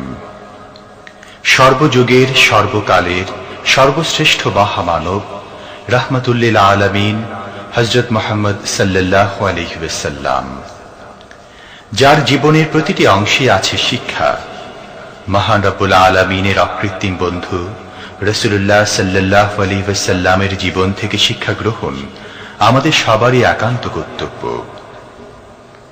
এখন আমাদের সামনে রাসূল করিম সাল্লাল্লাহু আলাইহি ওয়াসাল্লামের জীবনের নানা দিক নিয়ে আলোচনা করছেন আন্তর্জাতিক খ্যাতিসম্পন্ন মুফাসসিরে কোরআন ও বিশিষ্ট ইসলামী চিন্তাবিদ হযরত মাওলানা দেলোয়ার হোসাইন সাঈদী। শব্দগ্রহণে মাহসিন সাউন্ড সিস্টেম, প্রযোজনায় সিএইচপি, পরিবেশনায় স্পন্দন অডিও ভিজুয়াল সেন্টার, ঢাকা। আল্লাহ রাব্বুল আলামিন বলেন মা ইয়ানতিকু আনিল হাওয়া ইন হুয়া ইল্লা ওয়াহিয়ুন ইউহা। আমার নবী নফসকে অনুসরণ করে, প্রবৃত্তিকে অনুসরণ করে কোনো কথা বলেন না। আমার নবী যেটা বলেন সেটা হলো ওহী। আমি যা বলতে বলি তাই তিনি বলেন। ওয়ালাউ তাকাওয়ালা আলাইনা বা'দাল আকাবিল। আমার নবী যদি নিজের থেকে বানিয়ে কোন কথা যদি কোরআনের ভিতরে আমার নামে চালায় দিতেন, আমি আল্লাহ রাব্বুল আলামিন আমার নবীর ডান হাতকে চেপে ধরতাম আর তার কণ্ঠ নালীকে আমি আল্লাহ রাব্বুল আলামিন কেটে ফেলে দিতাম। তিনি যা বলেছেন সব কার কথা? আল্লাহ পাকের কথা। তিনি হচ্ছেন গোটা বিশ্বের সর্বশ্রেষ্ঠ চরিত্রের আধার। তার চরিত্রের সার্টিফিকেট আল্লাহ পাক দিচ্ছেন। চরিত্রের সার্টিফিকেট কে দিলেন? আল্লাহ পাক দিয়েছেন। কোরআনে কারীমের মধ্যে আল্লাহ রাব্বুল আলামিন বলেন ওয়া ইন্নাকা লাআলা খুলুকিন আযীম। নবী হে, আপনি হচ্ছেন পুত পবিত্র চরিত্রের উপরে প্রতিষ্ঠিত। সুবহানাল্লাহি ওয়া বিহামদিহি। আপনি শ্রেষ্ঠ চরিত্রের উপরে প্রতিষ্ঠিত। দেখুন রাসূল করিম সাল্লাল্লাহু আলাইহি ওয়াসাল্লাম নবুয়ত পাওয়ার পর যখন তিনি ঘরে প্রবেশ করেছেন, সর্বপ্রথম হযরত জিবরাইলের সঙ্গে জীবনের প্রথম দেখা, ভয় পেয়েছেন, শরীরে জ্বর এসেছে এবং হযরতে খাদিজাকে গিয়ে বলছেন যে আমাকে ঢেকে দাও, আমি ভয় পেয়েছি। হযরতে খাদিজাতুল কুবরা রাদিয়াল্লাহু তাআলা আনহা তিনি রাসূলকে বলছেন, আবুল কাসেম, হে কাসেমের পিতা, আপনার ভয় পাওয়ার কোনো কারণ নাই, আপনাকে জিন বা শয়তান কোনো অনিষ্ট করতে পারে না, কারণ আপনি এতিমদেরকে মিসকিনদেরকে খেতে দেন, আপনি বিধবাকে আশ্রয় দেন, আপনি প্রতিবেশীর হক আদায় করেন, আপনি আত্মীয়দের হক আদায় করেন। কি সার্টিফিকেট দিচ্ছেন? স্ত্রী তো স্বামীর জন্য ভালোবাসা দিতে পারে, মহব্বত দিতে পারে, জান দিতে পারে, কিন্তু ঈমান তো আনতে পারে না। ঈমান আনা তো এত সহজ ব্যাপার না। কিন্তু রাসূল করিম সাল্লাল্লাহু আলাইহি ওয়াসাল্লাম যখন তাকে তাওহীদের দাওয়াত দিলেন, রিসালাতের দাওয়াত দিলেন এবং বললেন আমি নবী, হযরত খাদিজা এক মুহূর্ত দেরি করেননি। হযরতে খাদিজা তার কাছে রাসূলুল্লাহ যখন রিসালাতের দাওয়াত পেশ করলেন, সঙ্গে সঙ্গে হযরত খাদিজা পড়ে নিলেন লা ইলাহা ইল্লাল্লাহু মুহাম্মাদুর রাসূলুল্লাহ। জোরে সোরে পড়েন লা ইলাহা ইল্লাল্লাহ, লা ইলাহা ইল্লাল্লাহ।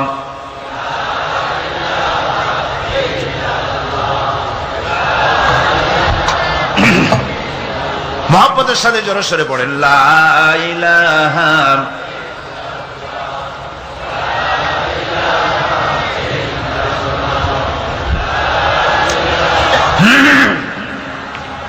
লা ইলাহা ইল্লাল্লাহু মুহাম্মাদুর রাসূলুল্লাহ। আমার বন্ধুগণ, রাসূল করিম সাল্লাল্লাহু আলাইহি ওয়াসাল্লামের উপরে স্ত্রী ঈমান আনলেন। খাদেম ছিলেন হযরতে যায়েদ। খাদেম তো তার প্রভুর জন্য জান দিতে পারে, মাল দিতে পারে, মহব্বত করতে পারে, সব পারে। খাদেম ঈমান আনতে পারে না, যেহেতু খাদেমের কাছে তার সাহেবের ইনস এন্ড আউট, তার ভেতর বাইরে সবকিছুই পরিষ্কার থাকে। হযরতে রাসূলের খাদেম ছিলেন হযরতে যায়েদ। হযরত যায়েদ তার উপরে যখন 15 বছর খাদেম ছিলেন রাসূলুল্লাহ, হুজুর যখন তার কাছে দাওয়াত পেশ করলেন, যখন রিসালাতের দাওয়াত পেশ করলেন, তাওহীদের দাওয়াত দিলেন, খাদেম যায়েদ একটু চিন্তা করলেন না, সাথে সাথে পড়লেন লা ইলাহা ইল্লাল্লাহু মুহাম্মাদুর রাসূলুল্লাহ। রাসূলের বন্ধু ছিলেন হযরত আবু বকর সিদ্দিক রাদিয়াল্লাহু তাআলা আনহু। 20 বছরের বন্ধু। কত বছরের বন্ধু? 20 বছর। 20 বছর বসে একজন বন্ধু আর একজন বন্ধুকে চিনতে মোটেই কিছু বাকি থাকে না। হযরত আবু বকর রাদিয়াল্লাহু তাআলা আনহু তার কাছে যখন রাসূলুল্লাহ নবুয়তের দাওয়াত পেশ করলেন, হযরতে আবু বকর রাদিয়াল্লাহু তাআলা আনহু এক মুহূর্ত দেরি করেন নাই, বলেছেন আপনার চরিত্র নবুয়তের চরিত্র আগেই বুঝতে পেরেছি, সাধারণ মানুষের চরিত্র এমন হতে পারে না। তিনিও কালেমা পড়ে মুসলমান হয়ে গেলেন। সাহাবায়ে কেরাম রাসূলের প্রতি এই মহব্বত, এই শ্রদ্ধা তারা পোষণ করেছেন। নবী তার চরিত্র দিয়ে মানুষের সামনে নিজেকে প্রকাশ করেছেন। তার চরিত্র দুই রকম ছিল না, চরিত্র একরকম ছিল। ব্যক্তিগত চরিত্র আর পারিবারিক চরিত্র দুই রকম না। তার ব্যক্তিগত যে চরিত্র ওইটাই ছিল তার ঘরের চরিত্র, যেটা ছিল ঘরের সেটাই ছিল বাইরের। হযরত আয়েশা সিদ্দিকা রাদিয়াল্লাহু তাআলা আনহা সাহাবীদের প্রশ্নের জবাবে বলেছেন রাসূলের চরিত্র হচ্ছে কোরআন। রাসূলের চরিত্র কি? কোরআন। রাসূলুল্লাহ এই পৃথিবীতে কেন আসছেন? আসার কারণ হলো তিনি হচ্ছেন আদর্শ। আল্লাহর নবী বলেছেন লাকাদ কানা লাকুম ফি রাসূলিল্লাহি উসওয়াতুন হাসানা, তোমাদের জন্য গ্রহণযোগ্য মহত্তম আদর্শ হতেছে তোমাদের রাসূল। তোমাদের রাসূলের ভিতরেই তোমাদের আদর্শ রয়েছে, তার কাছ থেকে তোমরা আদর্শ গ্রহণ করো। তিনি এতিমের আদর্শ, শিশুর আদর্শ, কিশোরদের আদর্শ, যুবকের আদর্শ, তরুণের আদর্শ, বৃদ্ধের আদর্শ, পিতার আদর্শ, নানার আদর্শ, স্বামীর আদর্শ, সেনাপতির আদর্শ, শ্রমিকের আদর্শ, রাষ্ট্রপ্রধানেরও, সকলের জন্য আদর্শ। যেই যুগে বেহাপনার উলঙ্গপনা দিয়েছিল সমাজ ভর্তি, আল্লাহর ঘর তাওয়াফ করে নারী আর পুরুষেরা উলঙ্গ হয়ে, সেই যুগে রাসূলুল্লাহ যখন কাবা শরীফ রিকনস্ট্রাকশন হচ্ছিল, পুনর্নির্মাণ হচ্ছিল, তখন তিনি বহন করছিলেন পাথরগুলি মাথায় করে। তার চাচা তাকে বললেন, তোমার তো বড্ড কষ্ট হচ্ছে, তুমি এখন এইটাকে ঘাড়ের উপরে, লুঙ্গিটা খুলা ঘাড়ের উপরে রেখে তারপর এটা বহন করো। হুজুর যখন লুঙ্গির গিরায় হাত দিয়েছেন খুলবেন এই চিন্তা করে, ঘাড়ের উপরে রেখে পাথর বহন করবেন, লুঙ্গির গিটে হাত দিয়েছেন, খোলেন নাই। লুঙ্গির গিটের উপরে হাত রেখে তিনি চিন্তা করলেন, এতগুলি লোকের সামনে কাপড়টা খুললে পরে কি শরম হবে। কাপড়টা খোলেনি নাই, শুধু খুললে পরে কি লজ্জা হবে। এই আগাম শরমের অনুভূতিতে মুহাম্মদ সাল্লাল্লাহু আলাইহি ওয়াসাল্লাম বেহুশ হয়ে জমিনের উপরে পড়ে গিয়েছেন। আদর্শ কাকে বলে? শিশুর আদর্শ, কিশোরের আদর্শ, স্বামীর আদর্শ, পিতার আদর্শ, নানার আদর্শ, গোটা পৃথিবীর সমস্ত মানুষের আদর্শ রাসূল করিম সাল্লাল্লাহু আলাইহি ওয়াসাল্লাম। তার কাছে তিনি স্ত্রীদের আদর্শ ছিলেন, তিনি নানার আদর্শ ছিলেন। ইমাম হোসেনকে তিনি কোলে নিচ্ছেন, ঘাড়ে উঠছে বাচ্চা, বুকের উপরে উঠছে। একজন সাহাবী বলছেন, হুজুর বাচ্চা পেলে আপনি এত আদর করেন, আমার তো ৬-৭টা ছেলে মেয়ে, আমি মোটে কোলেও নি না, আর জীবনে একবার সুমাও খাই না, আমার মোটে ইচ্ছাই করে না। হুজুর বললেন, আল্লাহ যদি তোমার দিলের মধ্যে রহম পয়দা না করেন তো আমি কি করতে পারি। হুজুর বাচ্চাকে নিয়ে আদর করছেন। ইমাম হোসেনকে বলছেন, হোসেন কে বড় বলো তো, তুমি বড় না আমি বড়? হোসেন বলছেন, নানাজি আমি আপনার থেকে বড়। আশ্চর্য কথা, তুমি আমার থেকে বড় কিভাবে? হোসেন বলছেন, নানাজি বলুন তো আপনার পিতার নাম কি? হুজুর বলছেন, আমার পিতার নাম আব্দুল্লাহ। হোসেন বলছেন, এই আব্দুল্লাহ এই পর্যন্তই শেষ, আপনি তো আমার পিতার মতো পিতা পান নাই, আমার আব্বার মতো আব্বা আপনার আছে। আমার আব্বাকে বলা হয় আসাদুল্লাহিল গালিব, সমস্ত কাফেরদের জন্য বিজয়ী বীর বাঘ আমার আব্বা। এবং আমার আব্বা সম্পর্কে আপনি বলেছেন, আনা মাদিনাতুল ইলম ওয়া আলিয়ুম বাবুহা, আমি হচ্ছে একটি জ্ঞানের রাজ্য আর আলী হচ্ছে সেই রাজ্যে প্রবেশের প্রধান তরুণ। আমার বাপের মতো বাপ আছে আপনার? হুজুর আশ্চর্য হয়ে গেলেন, বাচ্চা বলে কি? হোসেন বলছেন, নানাজি এবার কোন তো দেখি, এবার বলুন তো দেখি আপনার মায়ের নাম কি? হুজুর বলছেন, আমার মায়ের নাম আমেনা। হযরত হোসেন বলছেন, এই আমেনা পর্যন্তই শেষ, কয়জনে চিনবে কর? আমার মায়ের মতো একটা মা আপনার আছে? আমার মায়ের মতো একটা মা আপনি পেয়েছেন? আমার মাকে চেনেন?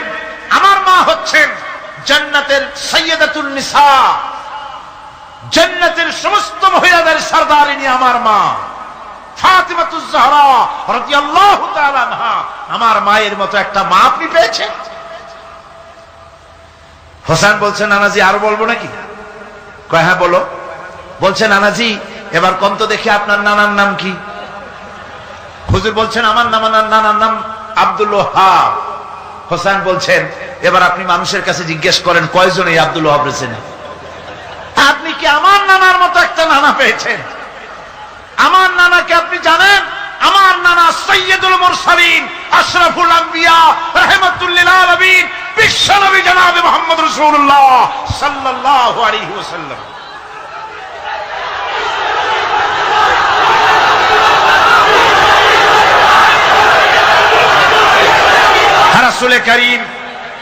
রাসূল করিম সাল্লাল্লাহু আলাইহি ওয়াসাল্লাম হোসেনকে বুকের সাথে জড়িয়ে ধরে হোসেনের ঠোঁটের উপরে, তার চিবুকের উপরে, তার গণ্ডদেশে, তার কপলে বারবার চুমু খেতে লাগলেন আর বললেন, নানা আমি আজকে তোমার সামনে হেরে গেলাম।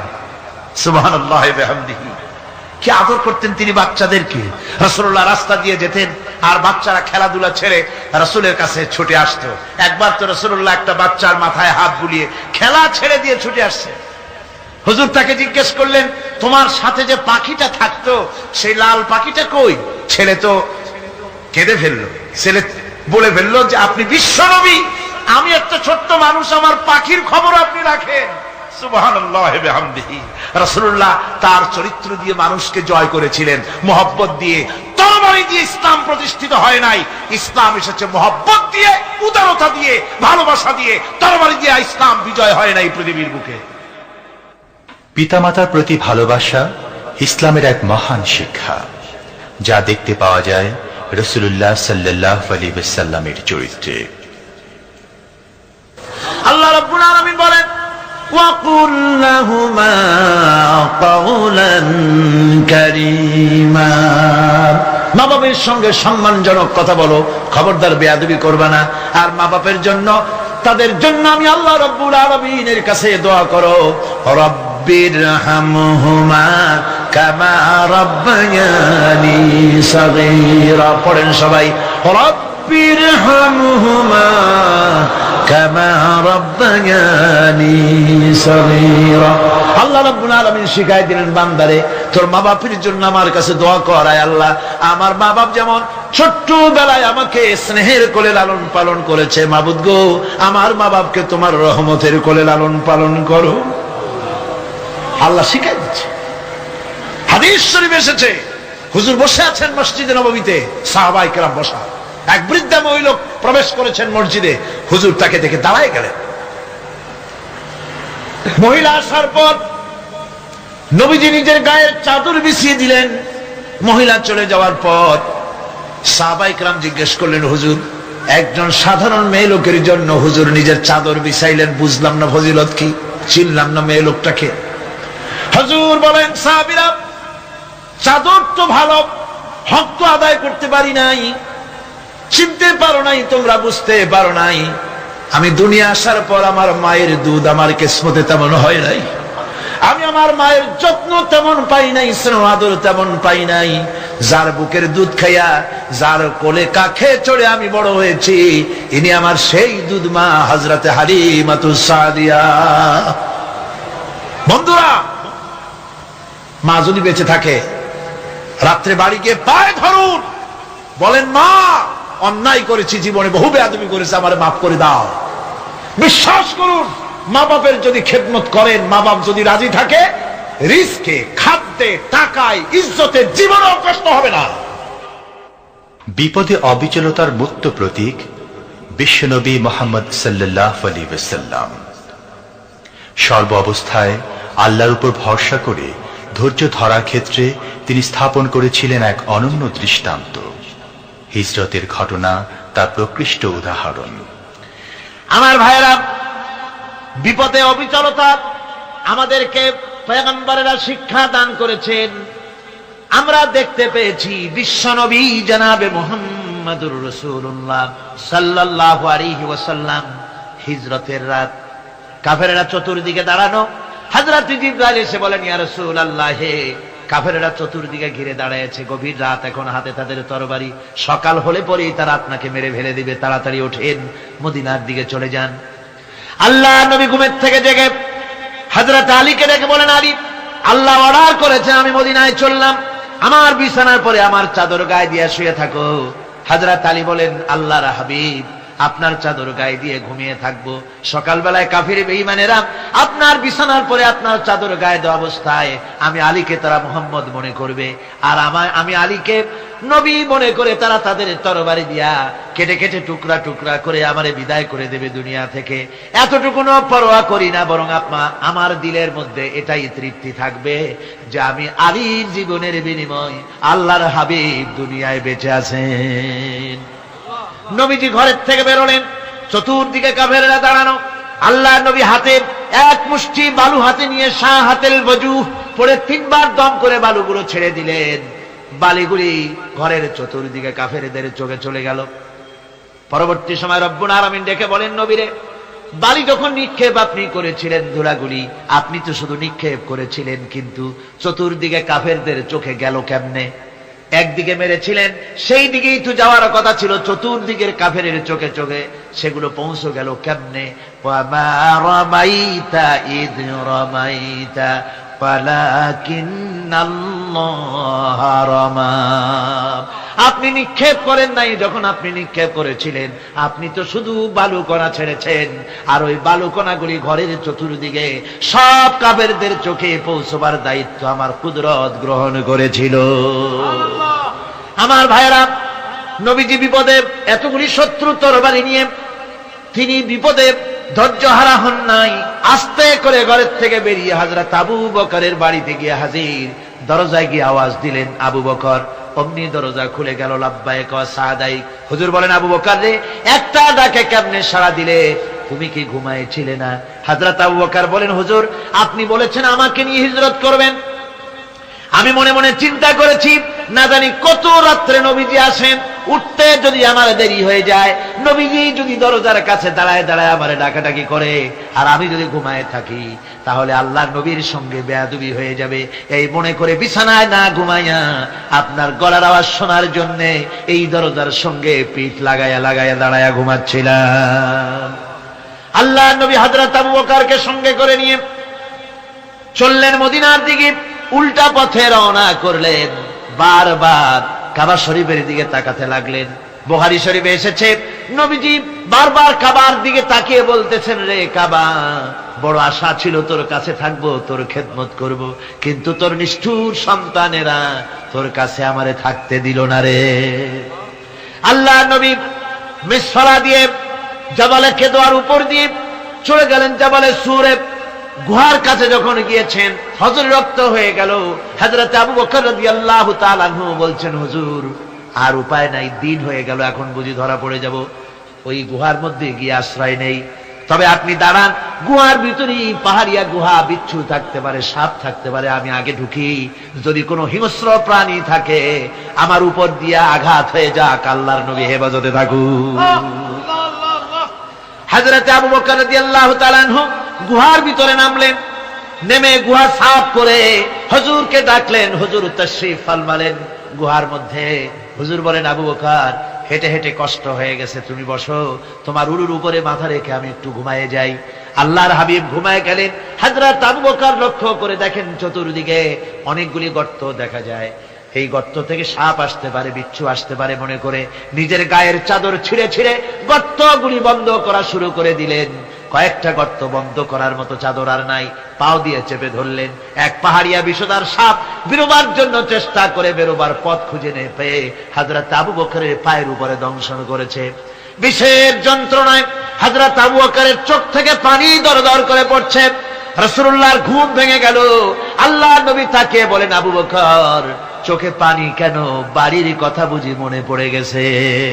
হযরত আবু বকর বলেন, ইয়া রাসূলুল্লাহ, আল্লাহর নামে কসম করে বলি, যেই দিন আমি ঈমান এনেছি ওই দিন থেকে আমার মা বাপ, আমার কোলে আমার সন্তান, আমার স্ত্রী, আমার জায়গা জমি ঘর বাড়ি, এমনকি আমার নিজের আত্মার চাইতে হুজুর আপনারে ভালোবাসি বেশি। তাহলে কাঁদো কেন? হযরত আবু বকর বলেন, হুজুর বাড়ির জন্য কাঁদি না, ছেলে পেলের জন্য কাঁদি না, সাপে দংশন করেছে, যন্ত্রণায় কাঁদতেছি।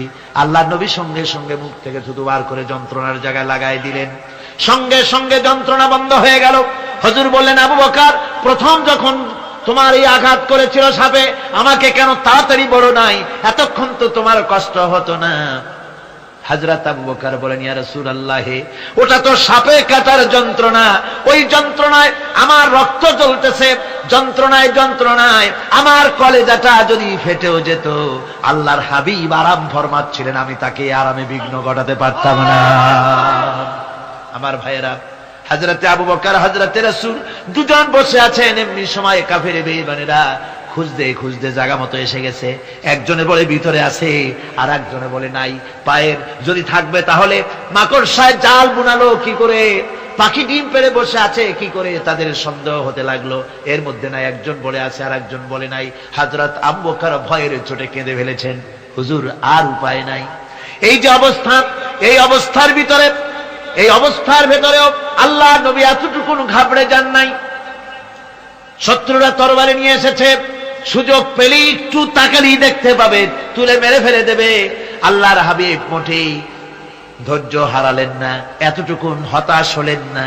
আল্লাহ পাকের হাবিব তার সাথীকে কি বললেন? তখন কোরআনে কারীম সূরা তাওবার মধ্যে আল্লাহ তা উদ্ধৃত করেছেন মুমিনদের জন্য, ইযহুমা ফিল গার ইয ইয়াকুলু লিসাহিবিহি লা তাহজান ইন্নাল্লাহা মা'ানা।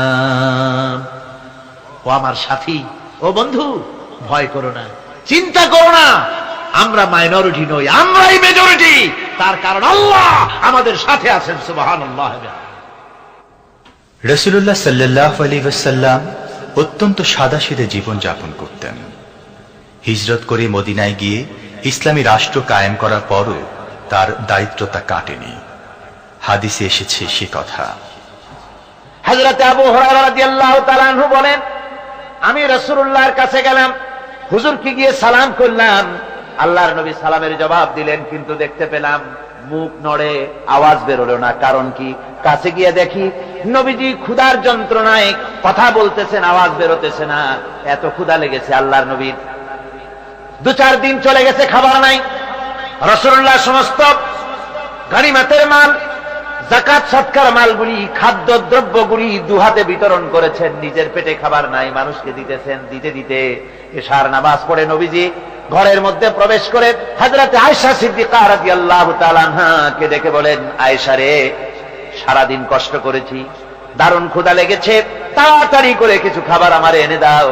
হযরত আয়েশা হুজুরের ক্ষুধার্ত শ্রান্ত ক্লান্ত চেহারার দিকে তাকাইয়া হযরত আয়েশা কেঁদে ফেলেছেন। হযরত মা আয়েশা কাঁদেন আর বলেন, ইয়া রাসূলুল্লাহ, হে আল্লাহর নামের কসম করে বলি, আমি আয়েশার ঘরে কোনো পানি ছাড়া কোনো খাবার নাই। এই ছিল রাসূলের আদর্শ। হাদিস শরীফে এসেছে, আল্লাহর নবী বলেন, তোমরা যদি রাষ্ট্রীয় ক্ষমতায় যাও, বাড়ি না থাকলে সরকারি খরচ একটা বাড়ি নিতে পারো। তোমার যদি যানবাহন না থাকে, সরকারি খরচে যানবাহন নিতে পারো। ছেলে মেয়ের কাপড় চোপড়, লেখাপড়া, শিক্ষা, চিকিৎসার জন্য যদি না থাকে, তাহলে তুমি সরকার থেকে নিতে পারো। কিন্তু এর থেকে এক চুল পরিমাণ যদি পাও বাড়াও, সরকারের মাল জনগণের মাল, এর থেকে প্রয়োজনের বাইরে যদি তুমি নিজের জন্য নিতে থাকো, কিয়ামতের দিন আল্লাহর দরবারে চোরের কাতারে তোমারে দাঁড়ানো লাগবে। দুনিয়ায় যত সম্মান পাও না কেন, কিয়ামতে আল্লাহর দরবারে কিসের কাতারে দাঁড়াবে? চোরের কাতারে দাঁড়াতে হবে। রাসূল পাক সাল্লাল্লাহু আলাইহি ওয়াসাল্লাম এমন এক সমাজ কায়েম করেছিলেন। আমার হতাশাগ্রস্ত ছাত্ররা, যেসব ছাত্ররা সমাজতন্ত্র তোমরা করো, যারা সমাজতন্ত্র করতে হতাশাগ্রস্ত হয়েছে, এখন যাব কোথায় বলে হতাশ হয়ে গিয়েছো তোমরা, আমরা তোমাদেরকে দাওয়াত দেই, কোরআনের মাহফিল থেকে দাওয়াত দেই, ফিরে আসো। হতাশ হওয়ার কোনো কারণ নাই। লেনিন মরার, ও মরে গেছে। কার্ল মার্কস মরার, মরে গেছে, পচে গেছে, গলে গেছে, দুনিয়া থেকে শেষ হয়ে গিয়েছে। আল্লাহর নবীর নেতৃত্ব, সূর্য যতদিন উঠবে আর ডুববে, নবীজির নেতৃত্ব শেষ হবে না। ওই নেতৃত্বে আসো, রাসূলের নেতৃত্ব মেনে নাও, কোরআনের শাসন মেনে নাও, তাহলেই শান্তি পাবে তোমরা।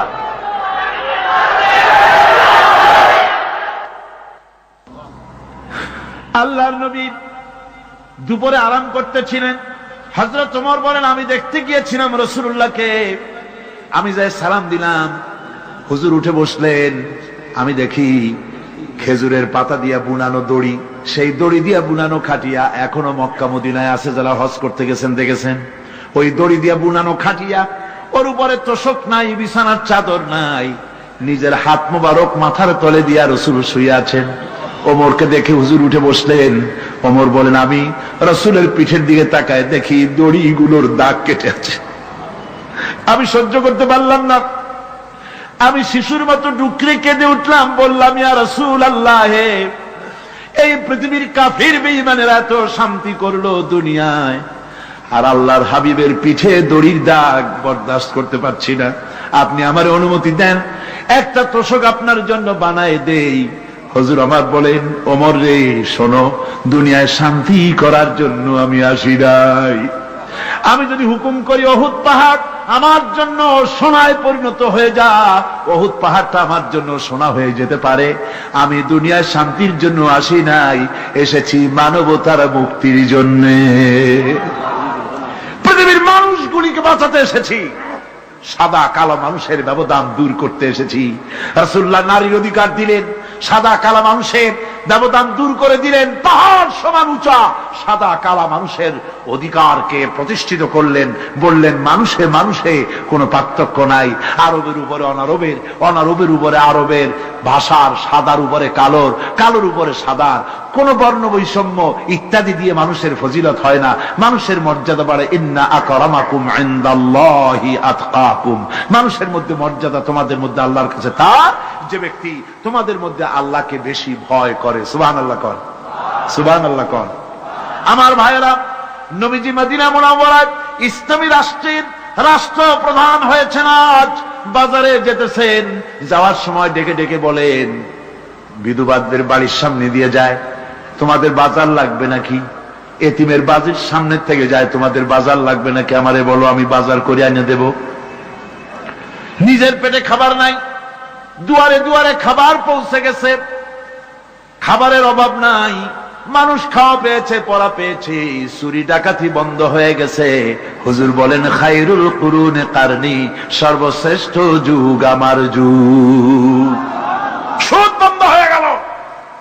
রাসূলুল্লাহ বললেন সুদ আর চলবে না, হারাম। সুদ বন্ধ হয়ে গেল। হুজুর ব্যাংক চালু করে দিলেন। ব্যাংকের নাম হলো বাইতুল মাল। কি নাম হলো? এই ব্যাংক যেদিন রাসূলুল্লাহ উদ্বোধন করেন, আল্লাহ নবী বাইতুল মাল ব্যাংক উদ্বোধনের দিনে যে বক্তৃতা করলেন, বুখারীতে সেই বক্তৃতা লেখা হয়ে গেল। আল্লাহ নবী বলেন মান তারাকা দায়নান আও দিয়ান ফালাইয়া, আমার এই রাষ্ট্রের ভিতরে কোন মানুষ যদি ঋণগ্রস্ত অবস্থায় মারা যায় আর ঋণ পরিশোধ করার মতো অর্থ যদি তার কাছে না থাকে, তাহলে তার ঋণ পরিশোধের দায়িত্ব, তার বিধবা স্ত্রী আর তার এতিম বাল বাচ্চার সব দায়িত্ব আমি মুহাম্মদ সাল্লাল্লাহু আলাইহি ওয়াসাল্লাম আমার কাঁধের উপরে উঠাইয়া নিলাম। এমন সুন্দর রাষ্ট্র চালু হয়ে গেছে, মানুষ খাবার পেয়েছে, পড়ার পেয়েছে। বুড়োরা যাদের কাজ নাই, বুড়ো মানুষ কাজ করতে পারে না, তারা বসে বসে খাবারের ব্যবস্থা হয়ে গেছে। যুবকদের চাকরি হয়ে গেছে, বেকার কেউ আর বেকার নাই, সব কাজে ব্যস্ত হয়ে গেছে, মানুষের কাছে কাজ মিলেছে। কৃষক তাদের উৎপাদিত পণ্যের সঠিক মূল্য পাচ্ছে, শ্রমিক শ্রমের মর্যাদা পাচ্ছে, শ্রমিক মর্যাদা পাচ্ছে। রাসূলুল্লাহ বলেছেন শ্রমিক আর মালিক, মনিব আর গোলামের সম্পর্ক না, সম্পর্ক ভাই ভাই। সম্পর্ক কি? শ্রমিকের মর্যাদা রাসূলুল্লাহ এভাবে দিলেন, নিজে শ্রম দিলেন। মদিনার 8 বছর চলে যাওয়ার পর হযরত আয়েশা রাসূলুল্লাহকে দেখলেন মাজা কুজা। হযরত আয়েশা বলেন হুজুর মাজাটা কুজা কেন? বয়সের কারণে হলো নাকি? হুজুর বলেন না, বয়সের কারণে হয় নাই। এই মদিনার চতুর্দিকে কাফির বেঈমানেরা যখন মদিনাকে আক্রমণ করেছিল, আমি তখন মদিনার চতুর্দিকে খন্দক পরিখা খনন করেছিলাম, 3 মাইল লম্বা, 15 ফিট গভীর, 30 ফিট চওড়া। সাহাবীরা মাটি কেটেছে, আমি মাটি বহন করেছি, আবার আমি মাটি কেটেছি, সাহাবীরা মাটি কেটেছে। মাটি কেটে আর মাটির ঝুড়ি বহন করে করে কোমরে যে বেদনা হয়েছিল আজ পর্যন্ত সেই বেদনা সেরে যায় নাই। এই হলো আমার রাসূল, এ হলো বিশ্ব নবী। কি নবী? সিল্লা এখন কি নবী?